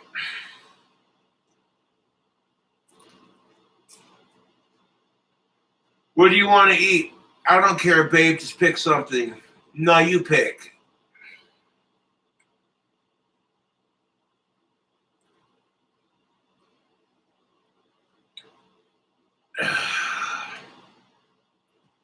This is why it helps to have a place you both like to eat at. But this is the classic crap that women do. They want you to take their side, but they also want you to not be afraid to take charge. As soon as they do take charge, you're an asshole who can't consider her opinion. But the second you don't take charge, you're a beta male piece of shit, and why can't you just man up? And this kind of logical thinking, it just, you know what I'm saying? A lot of women do this. They want one thing and then expect the opposite. Don't know why you do it, but you do. It's kind of like when men have to out-stupid each other. I can do more dangerous shit to impress that woman than you can. Nuh-uh. And the whole time they're sitting there putting their life in danger, hoping this chick will notice them. She's busy looking at her phone at the next guy texting her going, these guys are idiots. Why the fuck are they endangering their life to impress me? They're dumb.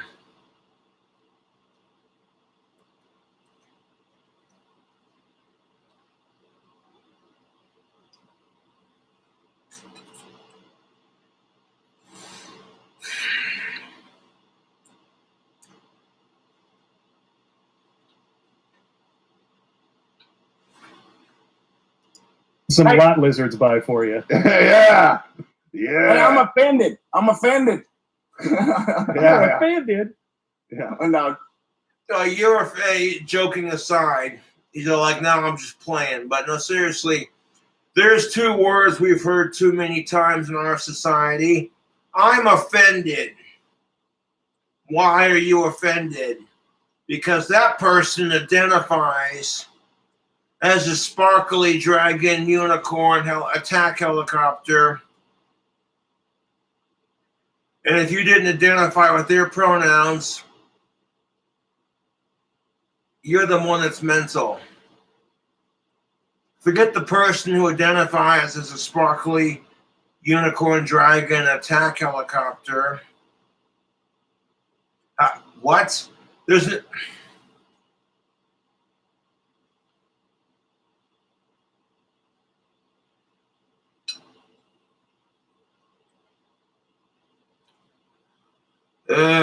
Jeez.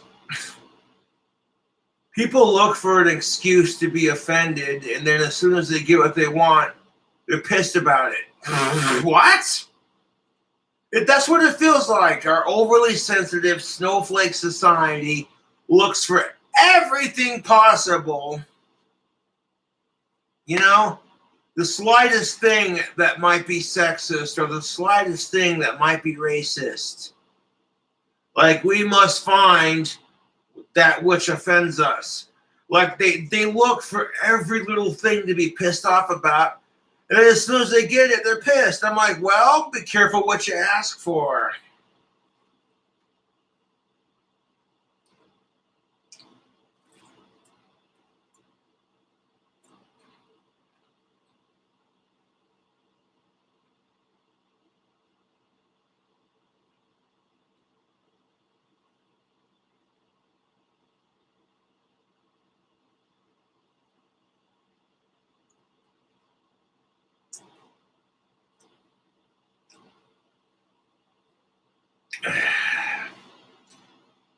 It's like when women go through that asshole phase. When women go through that they gotta date assholes phase, they become so accustomed to being treated like shit by guys. The first nice guy that's actually decent for them comes along and they immediately don't trust it. And guys, you know what I'm talking about. It's the you gotta date gold diggers phase. Just because men are expected to pay for everything doesn't mean that men should be forced to date gold diggers. Which is kind of funny because women love to bitch when men use them for sex, but you'll have no problem using us for money. Which really makes you think that dating is a form of prostitution, just sometimes you might not get laid.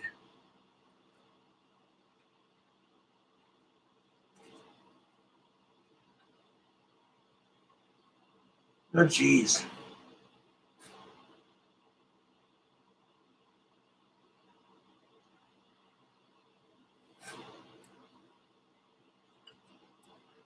And that's the dating scene in a goddamn nutshell. All the men that use women for sex, they're going to meet women that use them for money, and they're going to fucking hate it. All the women that use men for money are going to find men that just use them for sex, and oh, they're going to hate it. It does happen the other way around, but it's never talked about.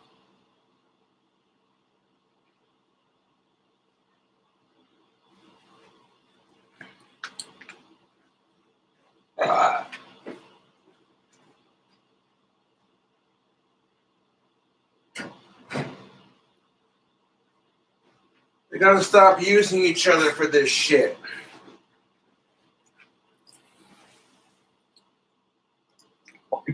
So you have any kids? Yeah, one. Yeah. How old is your child? How old's your kid? It's 10. Poor bastard. I feel sorry for people who have kids in today's modern times. You're in the middle of a pandemic, and kids are being forced to decide their gender identity before they're even old enough to give a shit. Like, let them be kids first.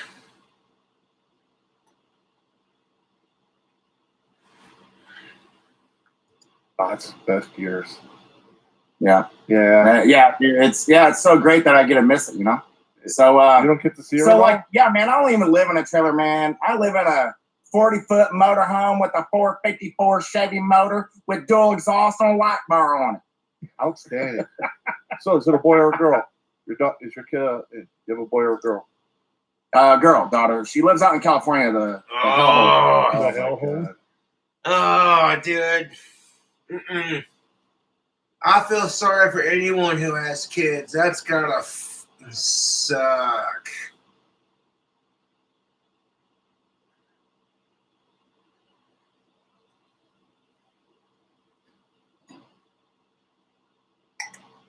All of a sudden, I quit bitching about my dry spell when I'm like, hey, if I got money to drink a beer on the weekend, or fans give me beer, or friends give me beer, I can kick a couple back and I don't have to worry about jack shit.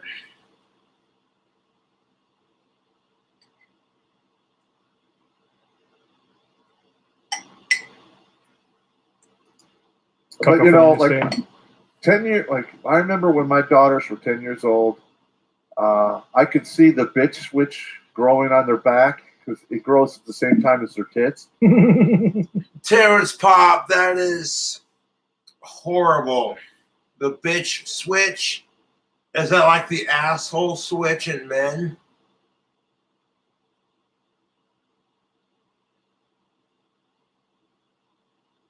Yeah, I feel like women and men are not initially born being assholes and bitches in general or to each other. That's just something you're groomed into, man. Kind of like when you see the MGTOWs and the feminazis all screaming about how they don't need a man or they don't need a woman to be happy. You say that, but that's kind of like when SpongeBob is in Sandy Cheek's house saying, I don't need water. I don't need water. I definitely don't need water. I don't need water.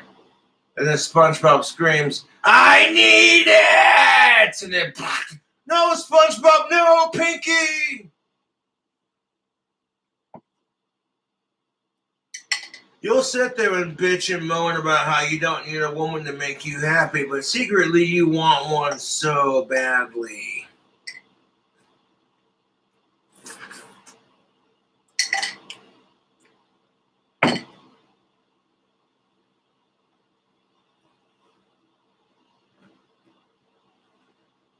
All these fucking feminazis who are screaming about how all men are the same and they don't need a man in their life.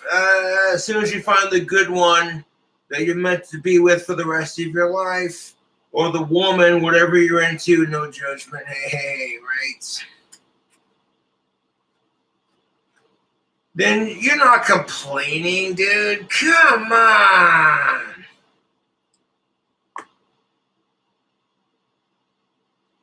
You'll sit, you know what I'm saying? I'm like, I acknowledge that I'm lonely and some of-age female companionship would be righteous, but I'm not going to let that loneliness control my life to the point where I just, you know what I'm saying?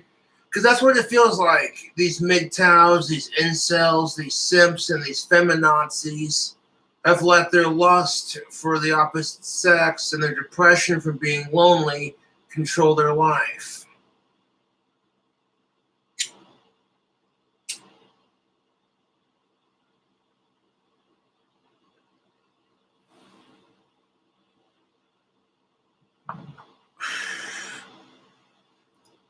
And, right around 14, 15, I remember my oldest daughter, she was backing up and hit an end cap at Target and flipped her bit switch. And it just never turned off yet.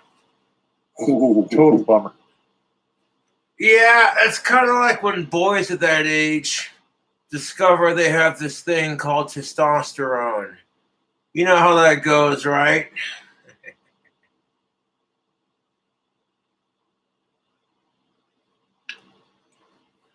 When boys at a certain age feel like they have to establish their dominance as men before they're too young, before they're too old, and they're not even old enough for their balls to drop just yet. So you know what they do because their balls haven't dropped yet and the testosterone hasn't kicked in? They start smarting off and attacking older men to establish their dominance. Like, look at me. I'm picking on people of my own gender who are older than me. It's a very classic, you're a young, cocky male, you got to establish your dominance kind of thing. And every guy does it.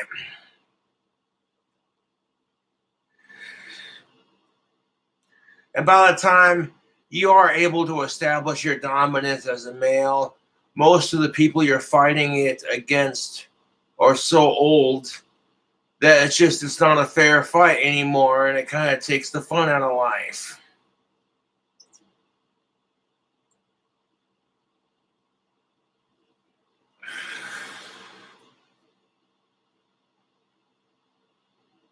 Man. Bummer. 10 years old, man. That's when that was some of the best years right there. Yeah. That was right before I moved to New York State, which sucked. Dude, that would suck to have a daughter and to have her come home crying from school because all the other girls were mean to her. You're sitting there having that conversation with your wife before going to bed. So why was our loving daughter so miserably upset today? And your wife says, well, she was getting changed for gym class, and one of the girls made fun of the way her tits look and upset her, and she called the other girl the C word and said her vagina looks like Chewbacca, And now these girls hate each other, and now their friends are picking sides.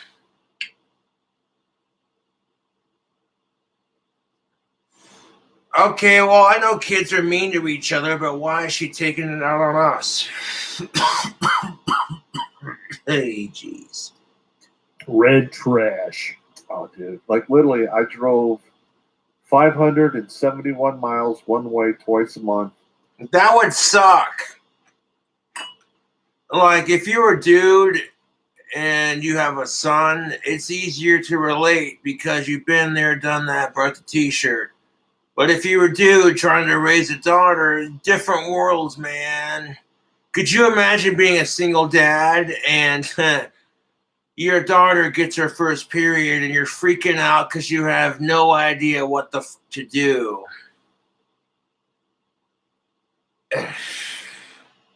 Because you know that's how it goes down when there's dudes buying tampons and pads at the store. It's either their daughter going through their first period and he's a single dad, or their girlfriend is making them do it. For 5.5 years. Drove 2 cars into the ground. And that's nothing to make fun of. That's real talk. Like, that's just something that I honestly feel bad. The closest men come to getting their period is, and I quote, you're watching football and you have to take a wicked shit. So you do it, but the spicy food you had yesterday makes your butthole bleed just a little bit. And you're pissed off because the ref called a very foul call on your team. And now you're pissed off because Chad has a better car than you. And then you get done taking a shit and you go to wipe and you're like, shit, is that blood on the toilet paper?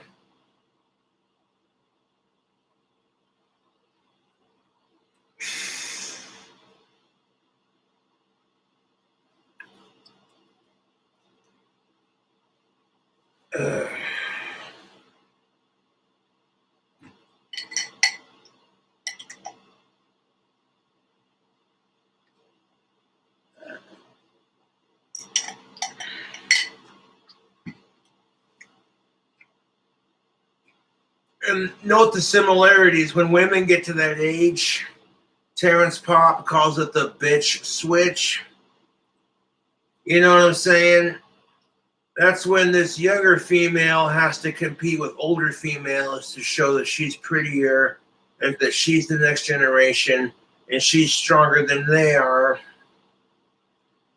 And the bitch of it is women from an older generation don't have as much rights as women from a younger generation. This is why you get these talk shows with women in their 30s and their 40s and 50s, all the way up to their 90s, going, men, am I right? And all the chicks in the audience are going, ooh, ooh.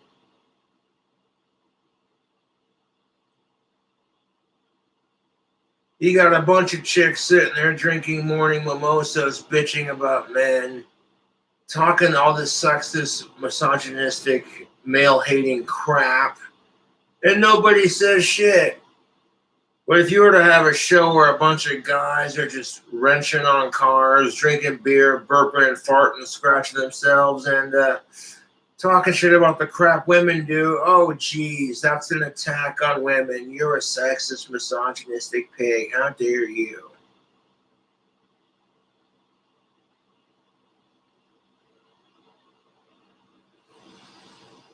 You know, the poor bastard, the only male in that audience is sitting there going, well, shit, the wife asked me to come along and support her on her journey to become a stronger woman. So I'll sit here and listen to women bitch about men for about an hour and a half and keep my fucking mouth shut because this dick ain't gonna suck itself. You know, that's just kind of the attitude. And then, you know, hey, it's kind of like when your guy buddies hit you up and, hey, man, you want to go play some golf or go fishing? Dude, I'm totally down. And the second you're making plans to do it, because you're married to your wife, her plans come first. Unless it's the other way around. If it's your plans, oh no, screw that. You know what I'm saying? You know how that goes if you're married, that stereotype. Hey babe, where you going? Oh hey, me and the buddies are going golfing and fishing. Oh, could you actually not do that? Because my mother and my sister are coming to town. And the second you hear that, you're like, your sister-in-law just got divorced, and your mother-in-law thinks her husband's an asshole. So the whole time that visit happens, you know that secretly your father-in-law and you have that bond as, yeah, we're both men and women hate us. But on the side note, he also hates you because you're not good enough for his princess. And both of you got to sit there and listen to his other daughter and his wife bitch about how all men are the same. And the second you say anything, you're an asshole.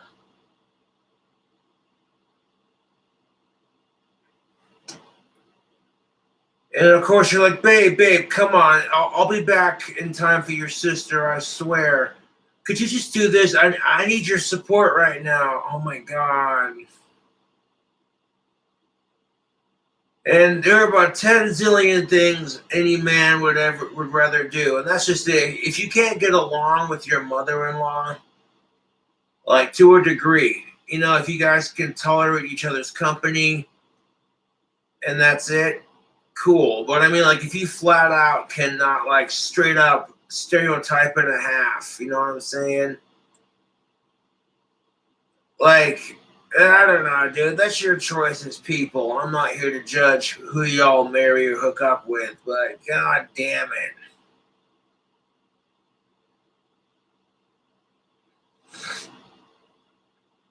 I mean, truth be told, some people come from different lifestyles. They have different expectations.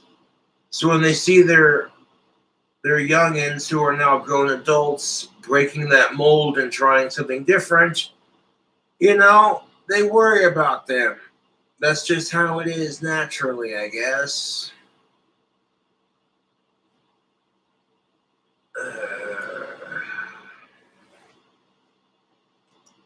Had to take the train in the winter. Let me see. That's a whole new level of scum and villainy at the train station. I had to take that train to New York to visit you one time. I know. So I could do some shooting, and I was like, wow, this is some seedy shit, man. I'm like, You have the Amish, the Mennonites take the train, and then you have just scum of the earth.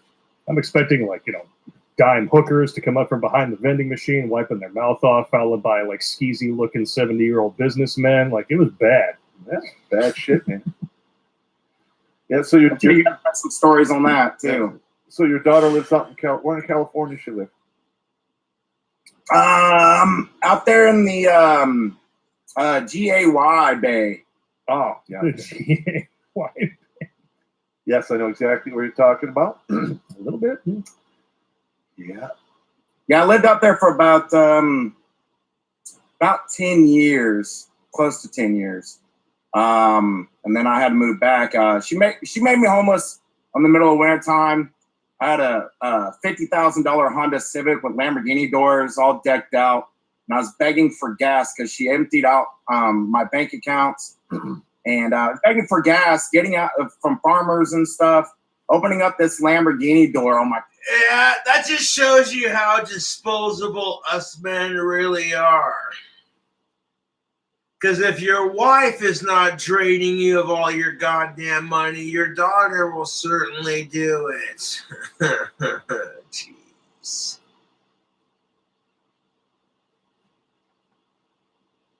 And that's true for a lot of people, man.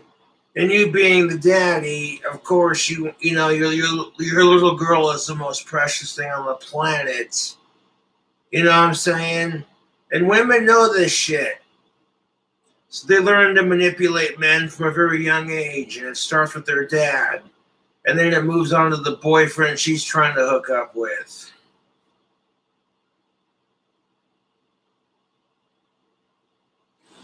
And to be fair, men are just as manipulative.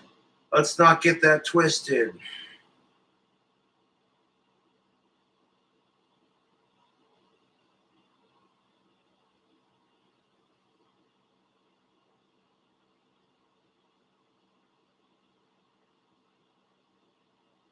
Yeah. My car going, hey man, I'm getting divorced and don't have any money. You're getting divorced and you don't have any money. Well, all of a sudden, and I feel bad for that guy. That's gotta suck.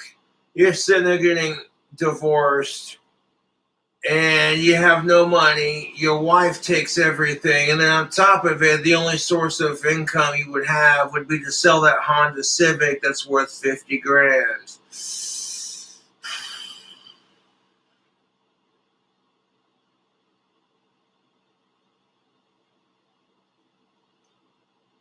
You know, and sometimes when women become single, it's not because they're divorcing their piece of shit deadbeat baby daddy. Sometimes women become single due to unfortunate bullshit. But, you know, and it sucks. You see people going through crap relationships or losing their other half to freak accidents, or people who are just not ready to have kids. And you're like, all of a sudden, and then on top of it, when you realize that you're still going to die alone anyways, no matter if you're single or not, all of a sudden, being single doesn't hurt so much, does it?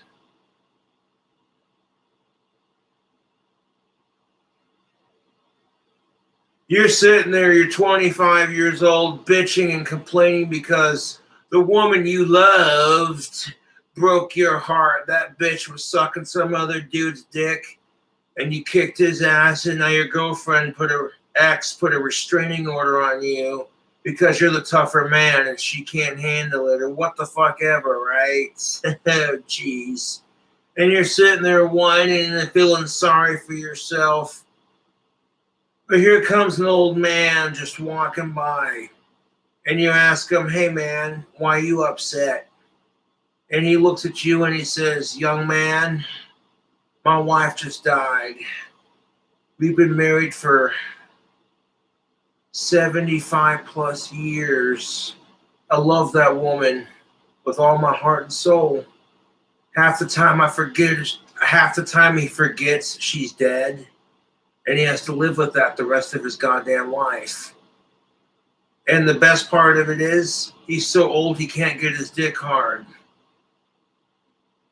So he's too old for sex, can't get his dick hard. And then the cherry on top of the bullshit cake, like a used condom, he got dispensed. All his money was spent. All he has left is his retirement and his memories. Oh, jeez. And all I can do now is look back fondly and go, yeah, how old are you?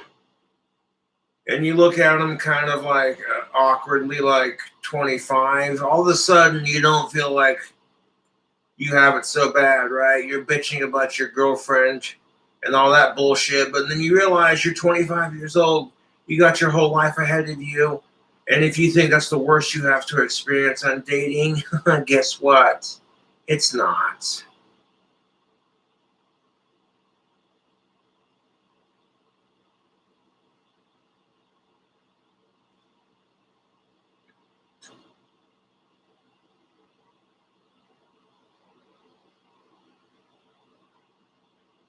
All of a sudden, you're like, you know what? If you have any sympathy or any decency as a human being, you'll see this 85-plus-year-old man who's been married to his wife for 75-plus years, just lost her.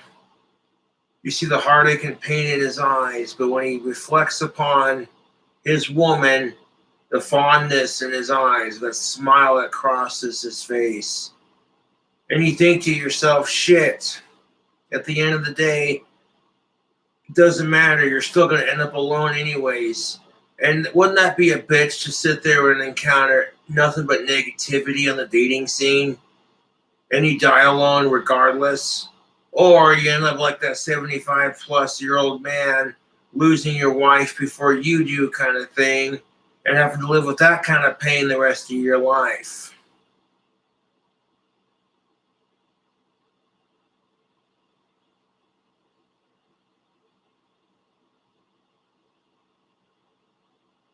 No, wait. Funny. I need to get back to Kansas. The classic fucking joke, right? Hey, you ain't in Kansas no more, boy. Yeah, no joke. Well, you know, I was made homeless as well. I lived out of my car for like 6 months.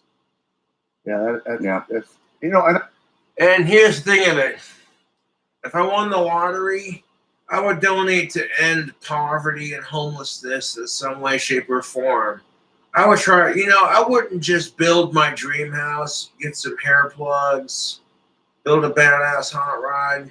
You know what I'm saying? I would do a lot of good for the world too, if I could. I would do a lot of good for the world before I did good for myself, I'll tell you that. and I shouldn't say I lived in there every day for 6 months. I would stay at somebody's house for a day, stay in the car for 2 or 3 days. That same argument.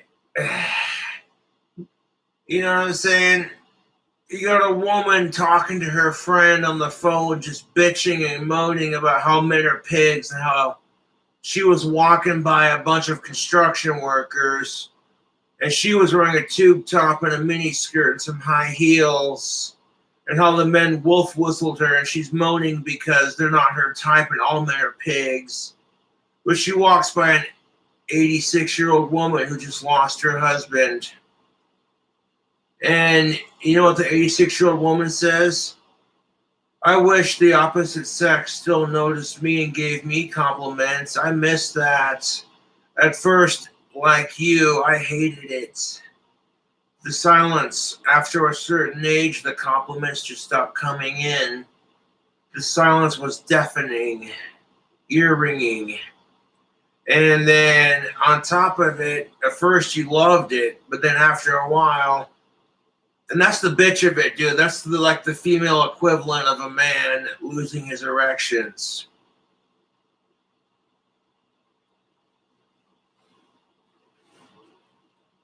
Women will sit there and bitch when men give them compliments and all that good shit, which, to be fair, women don't want to just be complimented on their looks. They want to be complimented on everything that they do. It feels nice to be praised for doing good things. That's just natural human nature.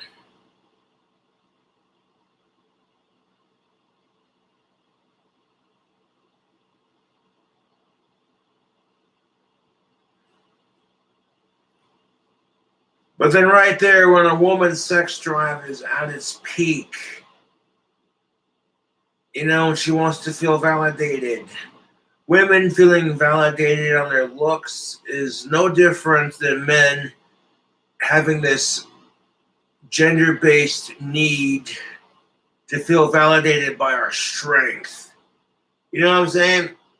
It's kind of like this. You take your woman shopping for clothes. She tries on a pair of jeans. And she'll ask you, hey, babe, do these jeans make my ass look fat? And you think her ass looks good. So, of course, you're like, yeah, those jeans look good on you. Give me some of that. Man, if you weren't in the store right now. And it makes her feel all giddy inside to know she still gives you that reaction.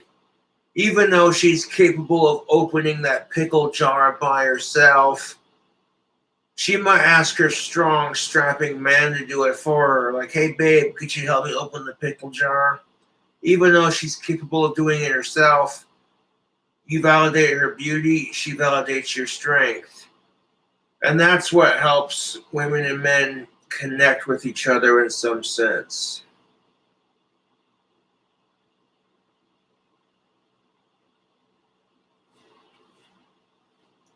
Days, you know. I just didn't want to be a burden on anyone. You know, you don't want to be that guy, you know? Nah, So that's what I couch did. surfing. I couch surfed. My ex-hooer had to do some couch surfing after Karma swam up in the ocean and bit her in the ass. Yeah, I've been waiting for Karma to like hammer my ex, and I just haven't seen it happen yet. Okay, Terrence Pop, know that justice was slow, but it comes in the end. Life won't wait, Ozzy Osbourne.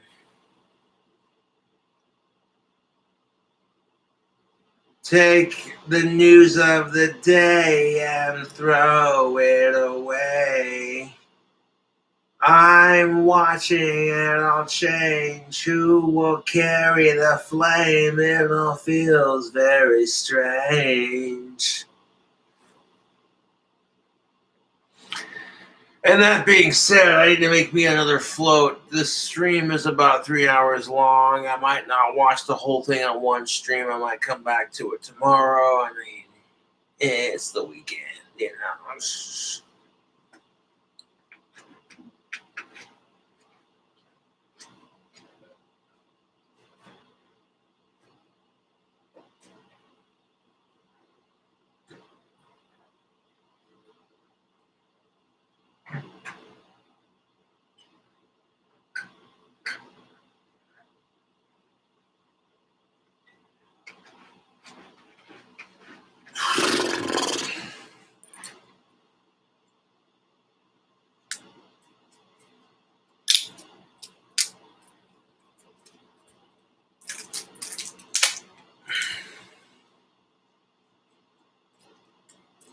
Women and men are so similar to each other, it's not even funny. Really, the only thing that separates women and men is men don't give birth to children.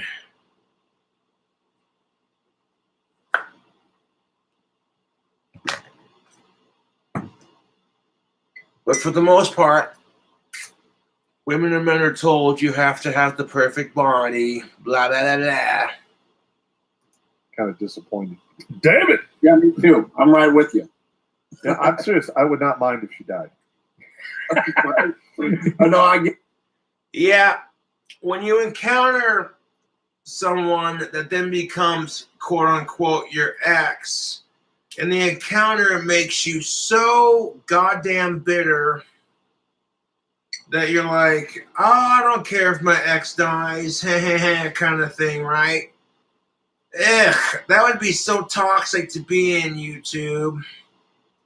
And at that point, you'd think, hey, maybe being a bit more selective on who you date would be the wisest thing to do.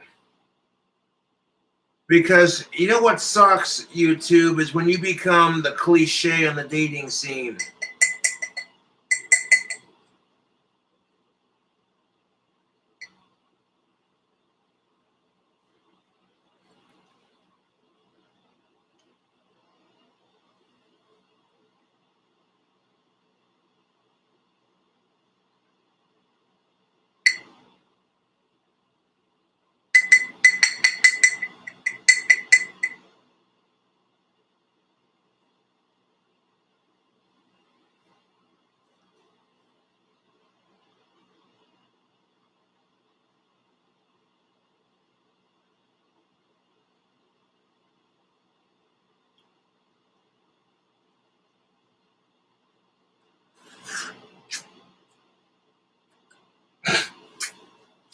And whenever I hear women make this argument that all men are the same, I laugh at that shit. Because as soon as men say the same thing about women, we're the pigs. We're the ones who just haven't found the right chick. But when women say it, it's a different story. Kiss my ass.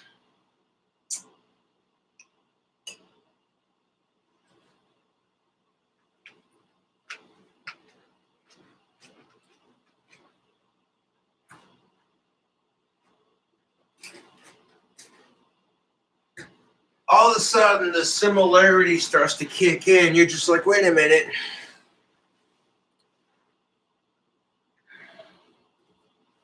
Big ups to the homies.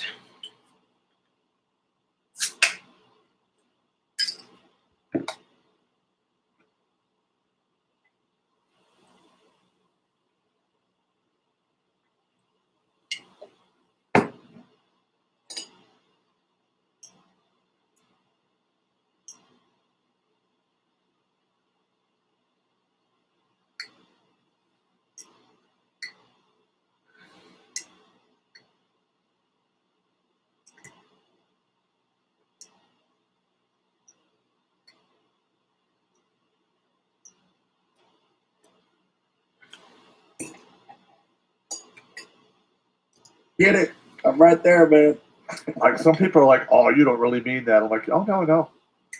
I would not lift a finger to extinguish her if she was set on fire. Would you I piss would- in her mouth if her teeth were on fire? No, Just asking for I a wouldn't. I wouldn't do anything to her just to get that straight. But I wouldn't prevent anything from happening to her. Man, I was in a coma for 4 days. Could you imagine being so bitter towards your ex that you're like, well, you wouldn't do anything to hurt them, but if they're on fire, you're certainly not going to pee on the fire to put it out.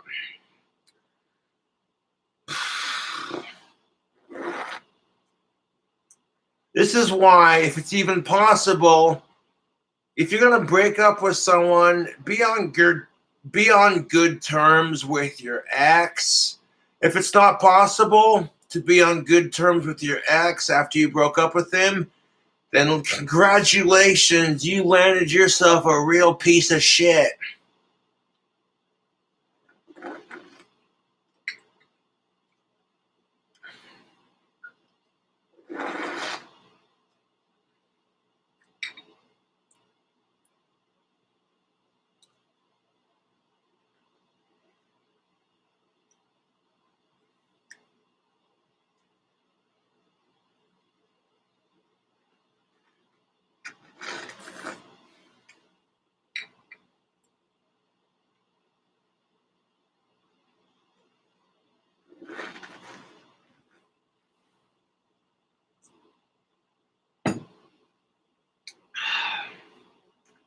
Ice cream, root beer right there.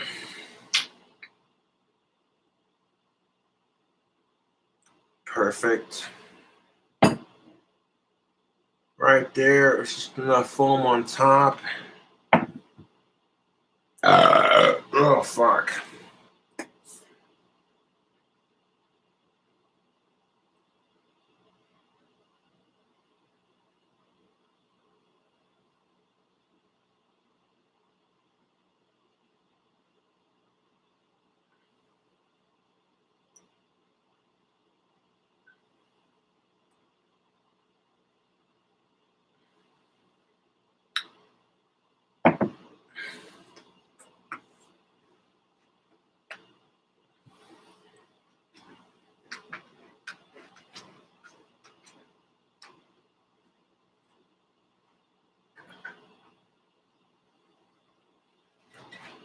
Nope.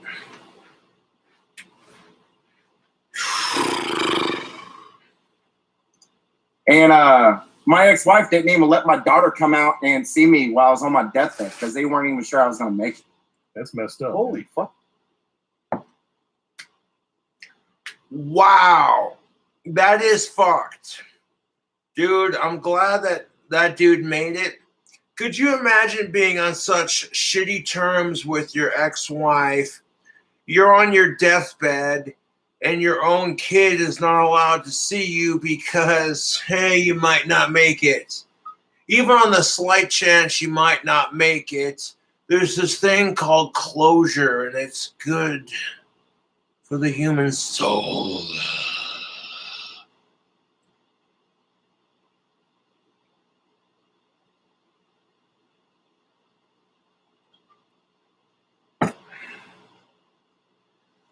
Oh boy. These root beer floats are beyond freaking delicious, but holy shit are they rich. No way. Big ups to the homies for buying me a 6-pack and a couple of cookie doughs just to make it. And a big thank you to the fan who bought the Guinness earlier. It gets to the point where even my trolls and friends are like, dude, that's fucked.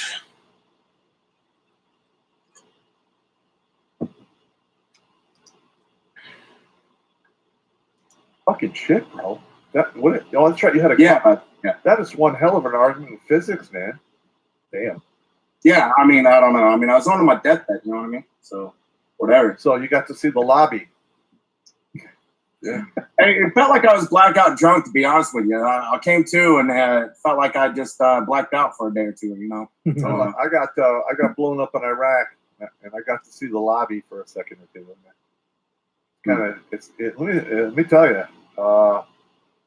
you get to see the lobby. It changes your perspective on how the universe works.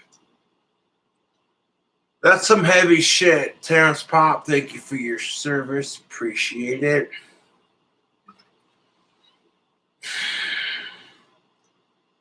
You know, the thing about death is that when you die, the DMT is a drug that makes you hallucinate like acid or shrooms.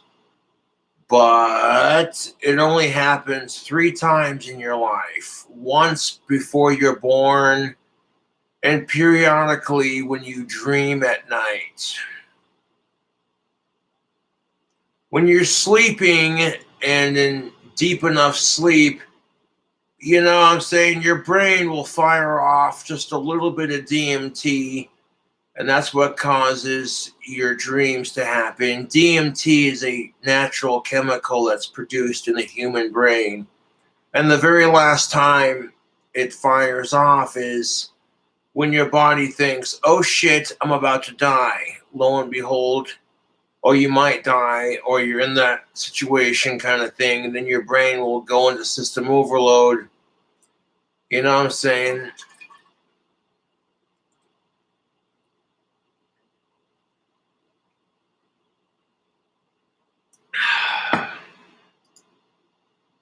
Yeah. But I'm still, if I go up there and see the man, I'm still gonna look him right in the face and go, I hope that bitch dies. I can't lie. I can't lie, man. If she gets to go burn in hell for just a little bit. You get a walkthrough, right? Yep. Oh, the stereotype, yeah, burn in hell just a little bit. My grandfather, he said I was going to get a walk through in hell, and that might actually happen because of that. But I'm still not going to change anything. Yeah. I'll be getting my walkthrough and like, why are you here? Because I basically told the man I hope my wife dies. Oh, okay. All right, here we go. Here goes your walkthrough. Hey, how's it going, Hitler? Fuck Hitler. Oh man. No, but the thing is like people don't realize, like when these women decide to flip their script on you, I mean, they go full retard, and there's like there is no regret. There is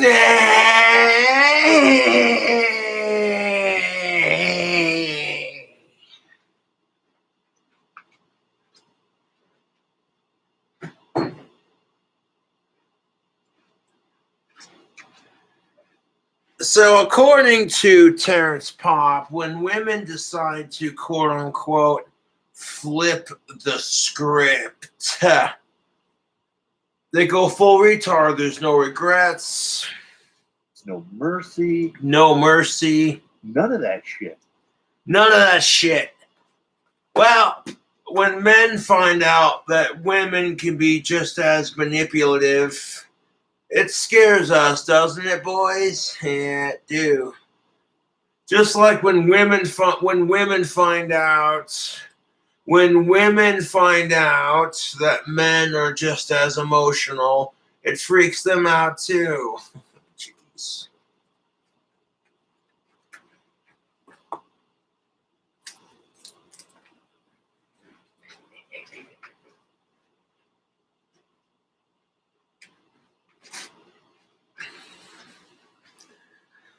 Yes, and when you see that crap, you're like, holy shit, and you want to talk about gender equality, acknowledging that the similarities, man. Similarities, what makes us the same. Understanding what makes us the same and why we struggle with our differences, that's how we understand gender equality and equality in general. But the bitch of it is, we examined in a previous video on my channel that true equality does not exist. And in reference to a video I made, people are saying that certain groups get parades like the gay parade, etc. But straight people aren't allowed to have a parade. So if you bitch about equality while your side gets to have a parade and the other side doesn't, it's the whole Me Too argument, basically, which is irritating for a lot of people. And no disrespect, but that's how it is, man. You know, what the hell would a straight pride parade flag look like? Would it be black and white?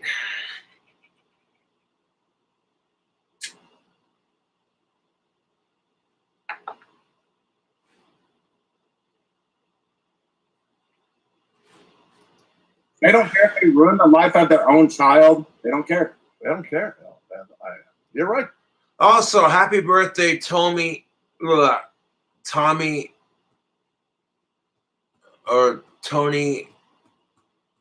Yeah. Fucking a little bit tipsy. Tony Ironi.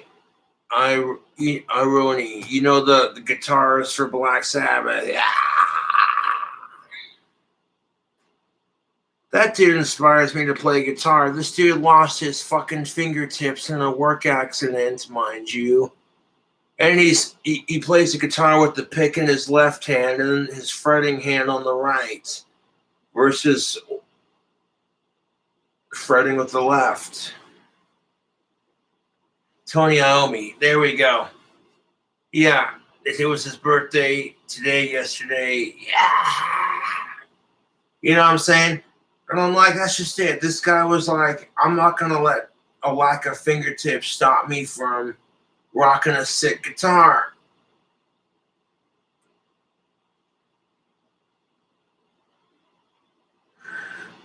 So even if you had to work around some shit, like creating little fingertip things he could put on his fingers while he plays, you know what I'm saying? He found a way to make it happen. And that's kind of how life works. You can't control when life kicks you in the bollocks, but how you react to it. It's no different than my trolls, to be honest. I can let my trolls piss me off, or I could just be like, you guys are pathetic. They don't.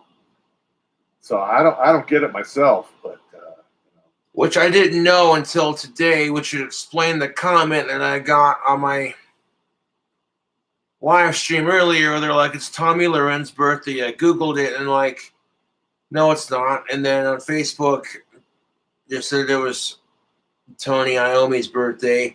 And I'm like, fuck yeah, that would explain why I got those weird comments on my videos.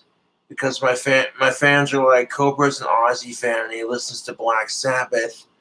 Let's fuck with him. Which sometimes I don't keep track of shit like that, but when I find out, it's like, hey, cause for celebration.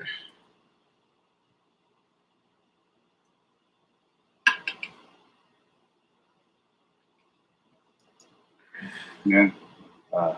like I said, I won't stop anything from anything bad from happening to her. I won't do it, but I'm not stopping it.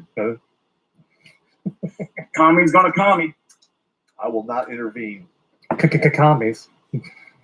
So Yeah, you like that? That's how I spell commies from now on. Commies. Kami's gonna Kami. Commies with 3 Ks. 3K. 3 Ks. Oh, I gotta write that down. Mind if I steal that joke? Kami. Hey, go for it. Go for it. Oh no, What is it, like those old Chia Pet commercials? Kami. 3 Ks. You want to piss off a feminazi? Here's a joke for you. Walk into a room full of feminazis and be like, I'll give a diamond ring to the woman who can make the best sandwich.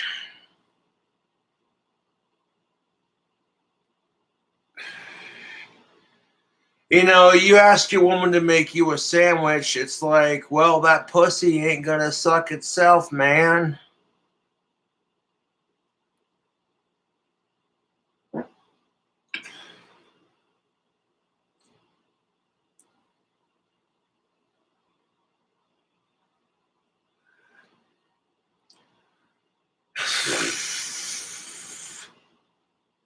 Just like your girlfriend's asking you for a new Gucci handbag, but you're looking at her like this dick ain't gonna suck. It's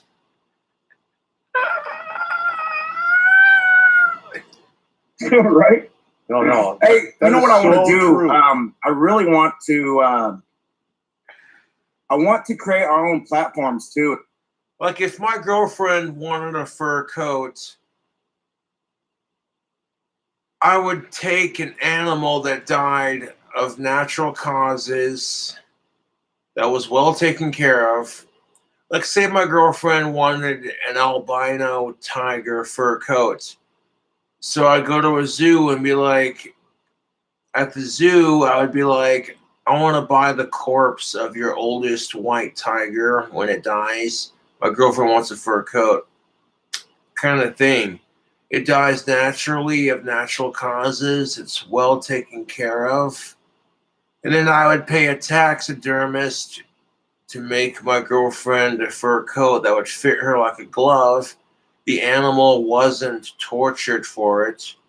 Although, to be fair, that argument, animals to a degree are taken care of in a zoo, yes, but a lot of animals don't want to be stuck in a zoo cage being gawked at by humans, man. They want to be in the wild. But that'd be like the most humane way to do it, I suppose.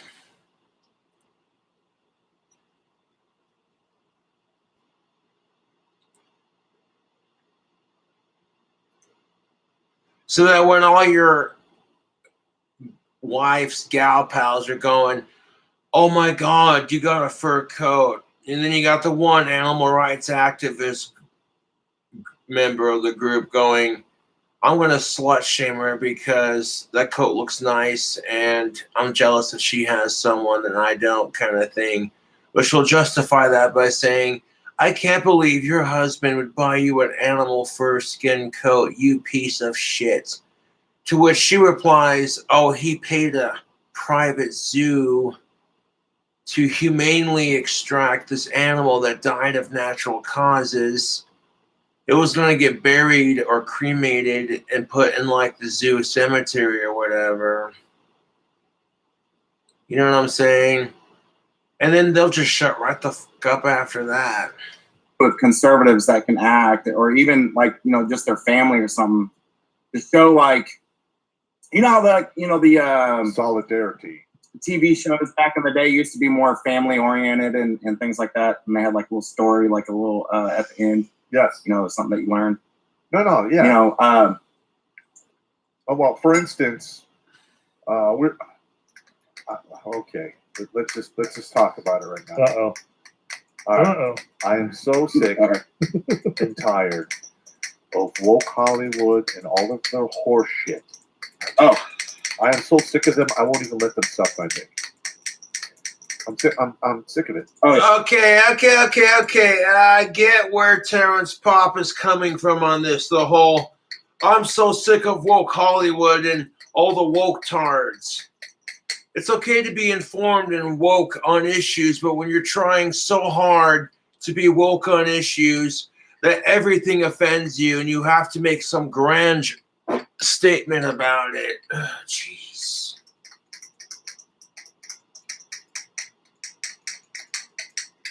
Oh, God damn it. Dude, that fart is raunch.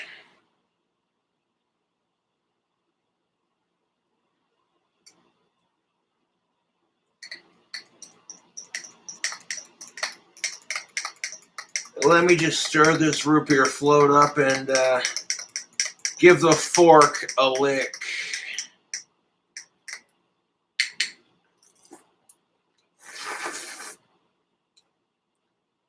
It's kind of like these fucking assholes who look for every excuse they can to be offended. We already had a discussion about that.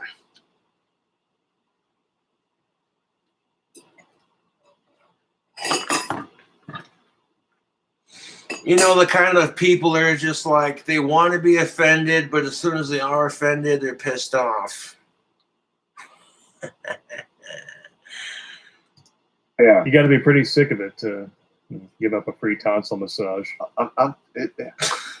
It's just insane. Like, they're willing to bankrupt themselves to try to sell us this bullshit. Yeah. Well, I mean, it depends on the issue. Sometimes it's good to be woke on certain issues.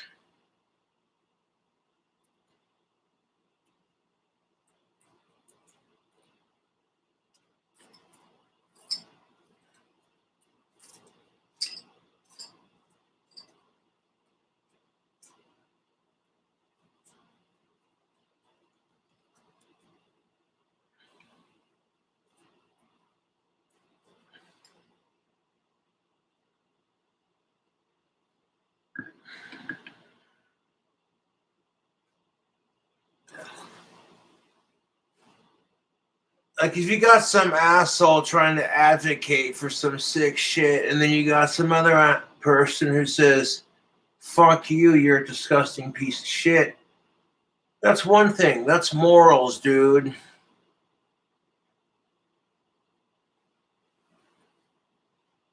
But being woke on an issue like, say, allowing transgenders to perform in sports, knowing that if it was a woman who transitioned into a man and was demanding everyone let him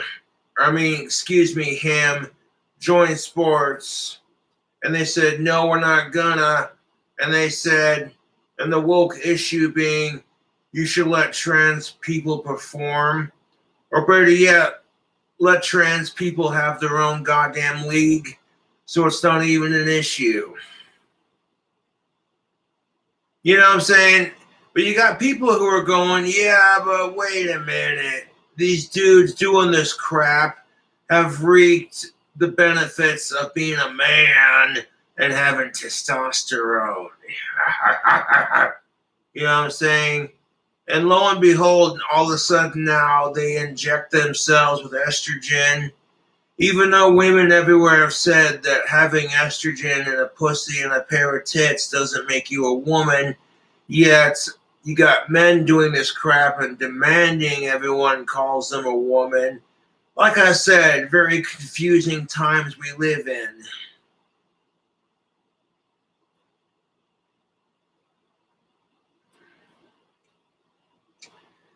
And the reason why you never see it the other way around is because sometimes men are stronger in sports. I hate to say it. And it's extremely unfair when you got some 6'8" motherfucker with some fake tits and a pussy screaming about equality, but they have an unfair advantage in sports.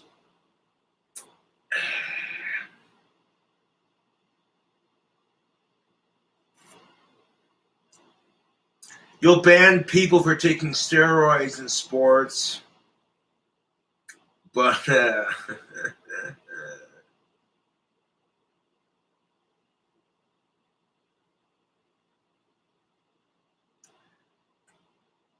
You know what I'm saying?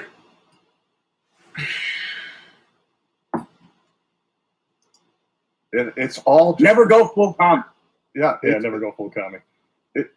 it's propaganda. Some of it's propaganda. You have the truth, then you have the information, then you have misinformation. And when people are fed enough misinformation, the truth and the information, it gets claustrophobic. Think about this.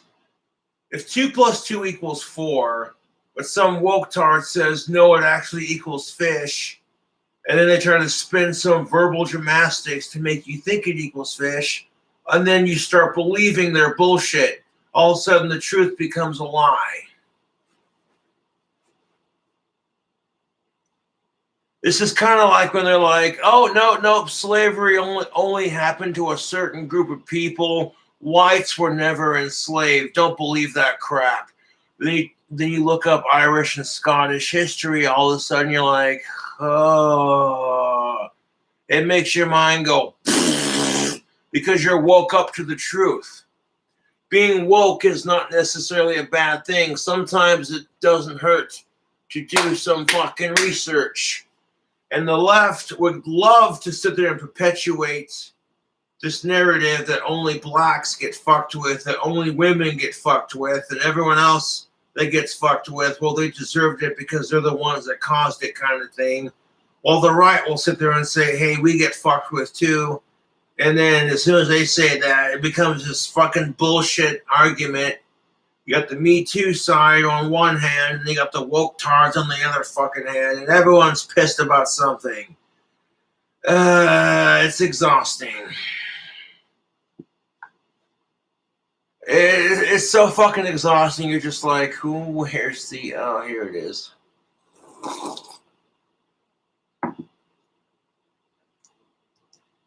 Yes, and it was made legal in 2013. Yes. Well, it's 2012, wasn't it? It was 2013. 2013. No, Thanks, Obama. 2013, yeah. Yeah.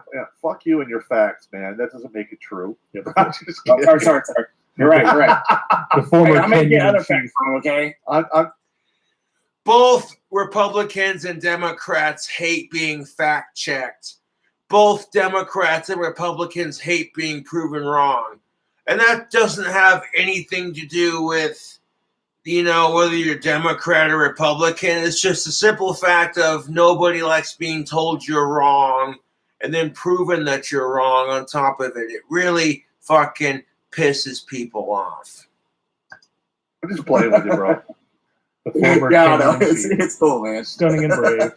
Yeah, I would like to put that platform together. I don't know what we would call it. Uh, Like, ideally, I know there's a lot of comedians out there that are getting hammered because they're not getting any stage time, or we need to. That's why I want to create my own venue. That's I want to right. create my own venue here in Galena, Kansas. Use the Route 66 deal because a lot of tourists come through Route 66, man. Right? And Galena, Kansas has it's one of the nicer towns on Route 66. We got cars on the route. Right across the street, we got a bordello. Arizona, Texas, and stuff. Done it Mhm. before. It was pretty good. Not bad. There's only 3 towns on Route 66 in Kansas.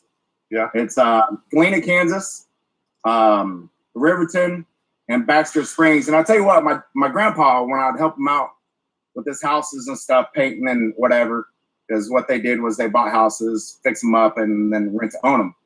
And I never quite understood until later on in life, after he had passed on, why he always drove, no matter what, he always drove Route 66 to Baxter. Always. Oh yeah. No matter what. You liked it, huh?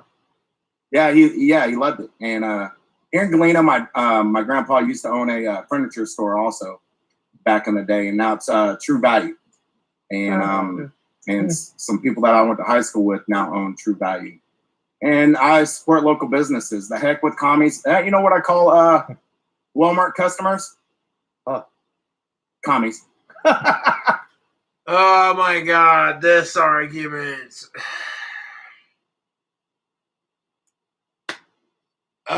Dude, you know what? Do we really gotta have this argument? Like, okay, just because you support Walmart or McDonald's doesn't make you a bad person. At the end of the day, you have a need. You want food? You can call fast food food. Jeez. At the end of the day, you're not going to bitch when you have the sudden need to buy 12 pianos in bulk. Exaggeration of Sam's Club, mind you. But it's like, at the same time, I hear the argument they're making, dude, these corporate giants treat their workers like crap. All the people who started Walmart, they started off like everyone else. A small business owner. They get to the top just to screw over the people who are trying to make it. You know what I'm saying? Now, instead of being the small business owner, You're the big corporate giant that you've hated growing up. You got some dude who's working part-time at Pizza Hut or Walmart because they want to make a couple bucks. They got a little side project they're working on, and they're not sure if it's going to take off, so they have that financial back support.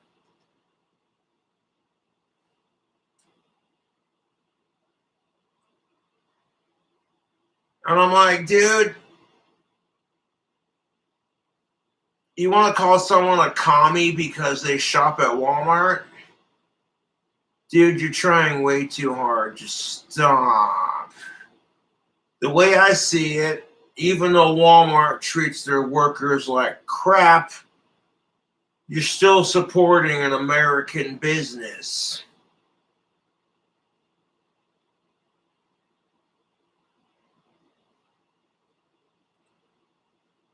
But at some point, you're just like, wait a minute, half the stores got self-checkouts. And the self-checkouts are as frustrating as the idiots who are behind the registers who don't know what the fuck they're doing, which is a stereotype. If you got someone who knows what the fuck they're doing, then usually your checkout experience at your local grocery stores is relatively painless.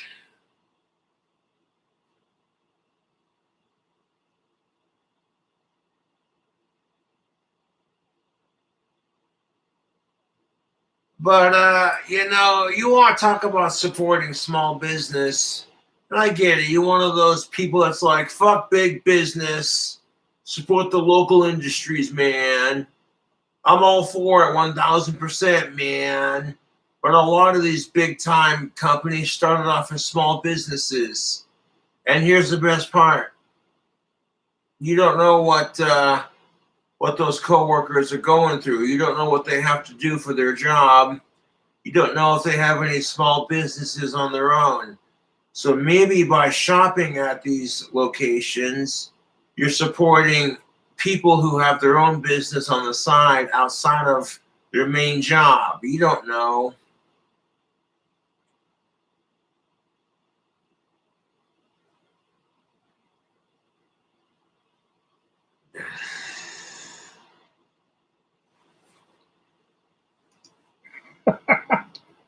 Well, I'm trying to figure out at what point is the American people going to realize that instead of having a few oligarchs that were like running Russia, we're going to have a few oligarchs running the United States, and they'll all be billionaires. Mike TV Dub commented, circle, circle, circle. That is too goddamn funny. I love watching my influence on the world.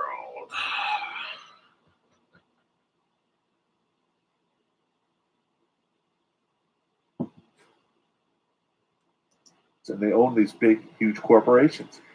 Right. What are they going to say? Oligarchs? Oligarch, whatever you call them. Oligarch? Oligarchs. Oligarchy Oxenfree? I'm a grunt, man. I'm just... Commies. I mean, we could just call them commies. We can call them commies, yeah. Yeah. I think they ought to. I think they should show some distance. 6 foot under. A little bit of Beijing Biden going on. I'm totally cool 6 feet under. I really, it really wouldn't bother me at all. Right. It's all good. But yeah, so you're telling you have a hard time getting gigs out there, right? And you're like a hardcore comedian because you can do like an hour show. The best I've ever done is like 10 minutes. Yeah, I mean, I'll tell you what, man. I can't remember that full hour though. I can't memorize all of my jokes. What I have sheets of paper of just a little bit of my joke, Okay. to remind me of the joke. Uh-huh. Because my memory and stuff, as far as trying to make sure that I go through the joke one by one, Can't do it. it doesn't work for me. So like But they're not jokes. So I'm assuming that you suffered a TBI in your accident. That's a traumatic brain injury. You had a real bad concussion. Oh yeah, I did. Yeah. I have a problem with my memory as well because I got blown up in Iraq, and like I have a hard time remembering shit. blown up. Yeah, like I could talk off the cuff and stuff, but like if you want me Right. to remember a bunch of shit, I just can't do it. I have a See, hard what time. would be really cool, Terrence, is like say you and Blake, right? Uh-huh. You know, and stuff or whatever. If you decided to do like a show, you know, instead of doing like stand up necessarily, like you guys being up on stage, you know, and videoing the doing a live stream, right? Uh-huh. While you're up on stage somewhere, but it's like a podcast. You want like what you're doing right now, Well, like, and you're up on stage. You know, it puts a different feel and it makes. Okay, so it's midnight. I want to finish this root beer float. I can continue a small chunk of this 3-hour video response later.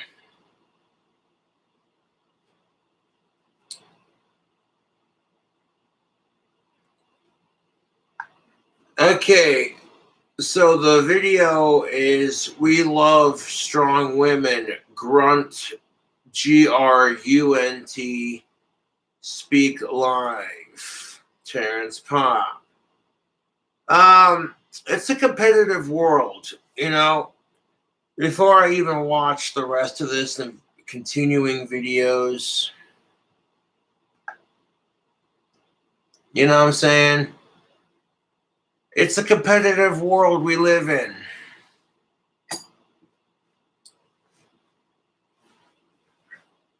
Women and men are automatically expected to be better than each other and everything. And it kind of pisses me off because sometimes there are unfair circumstances where women and men just dominate each other. And if you say anything, you're a bigot or you're just this or you're just that. And it's frustrating.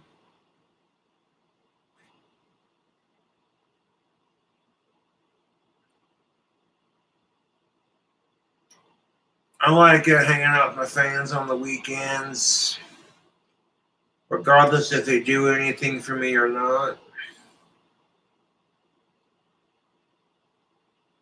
But it's 12 o'clock, man. This stream is like 3 hours long. I'm gonna wrap this bitch up.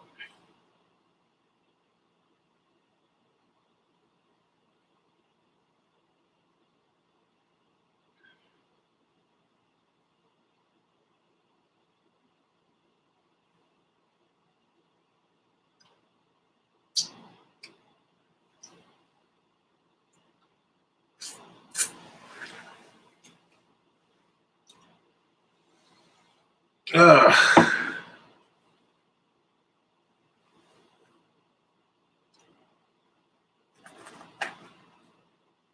I'm gonna save like 2 of those for the weekend. I might have one later if I feel like it. But I'm not in an immediate rush to finish that Not Your Father's.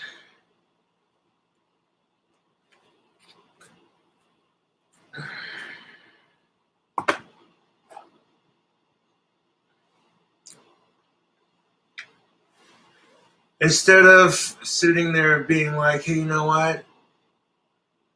Women and men are placed into a competitive environment that encourages them to fight with the opposite sex just so they can sit there and bitch because both sides are the same.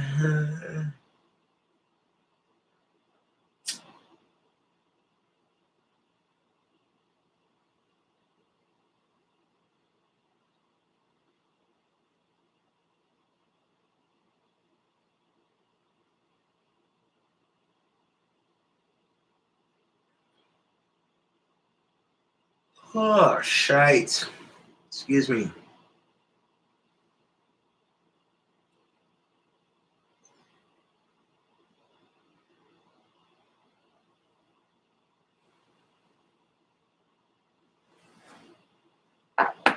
You know, it's not fair. Life is just miserably unfair.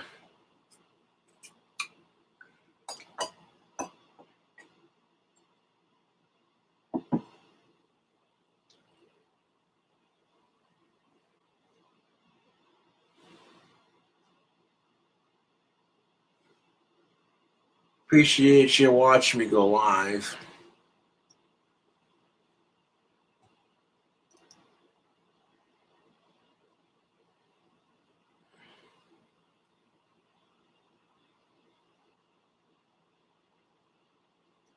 Life is fun. That's your opinion. Life is ironic in its own sick, twisted way, yes.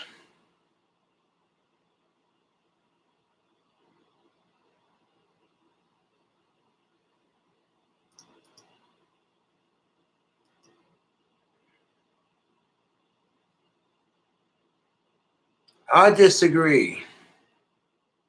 One person said, fuck life.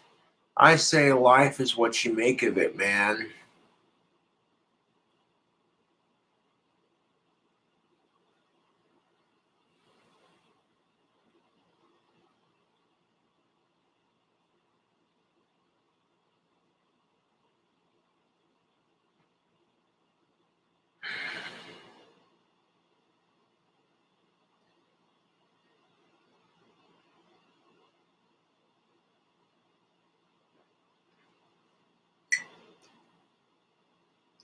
No, that's actually a good question. You can't control when life makes it unfair. You can only control how you deal with it. So you know what I'm saying? That comment got you banned, my dude.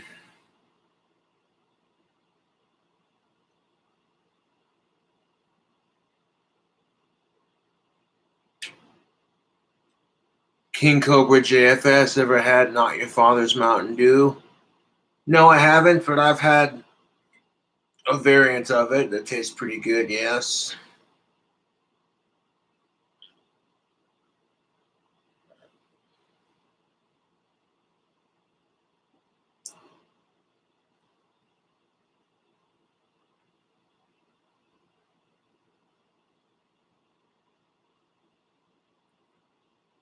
Cobes, do women care about small wieners? Well, to answer your question with another question, do men care about big boobs?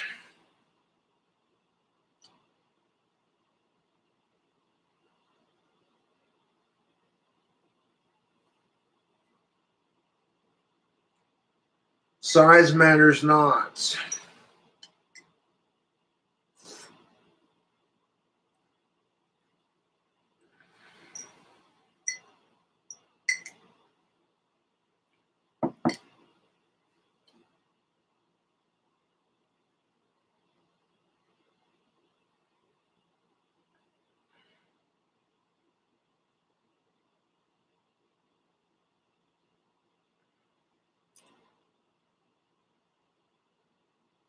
Hey Josh, hope you're doing well.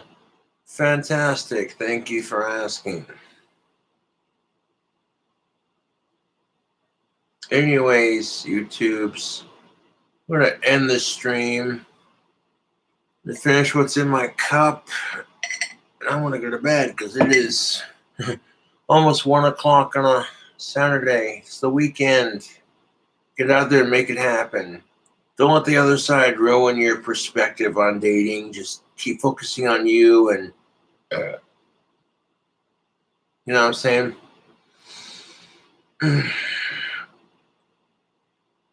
Anyways, I'll catch you later.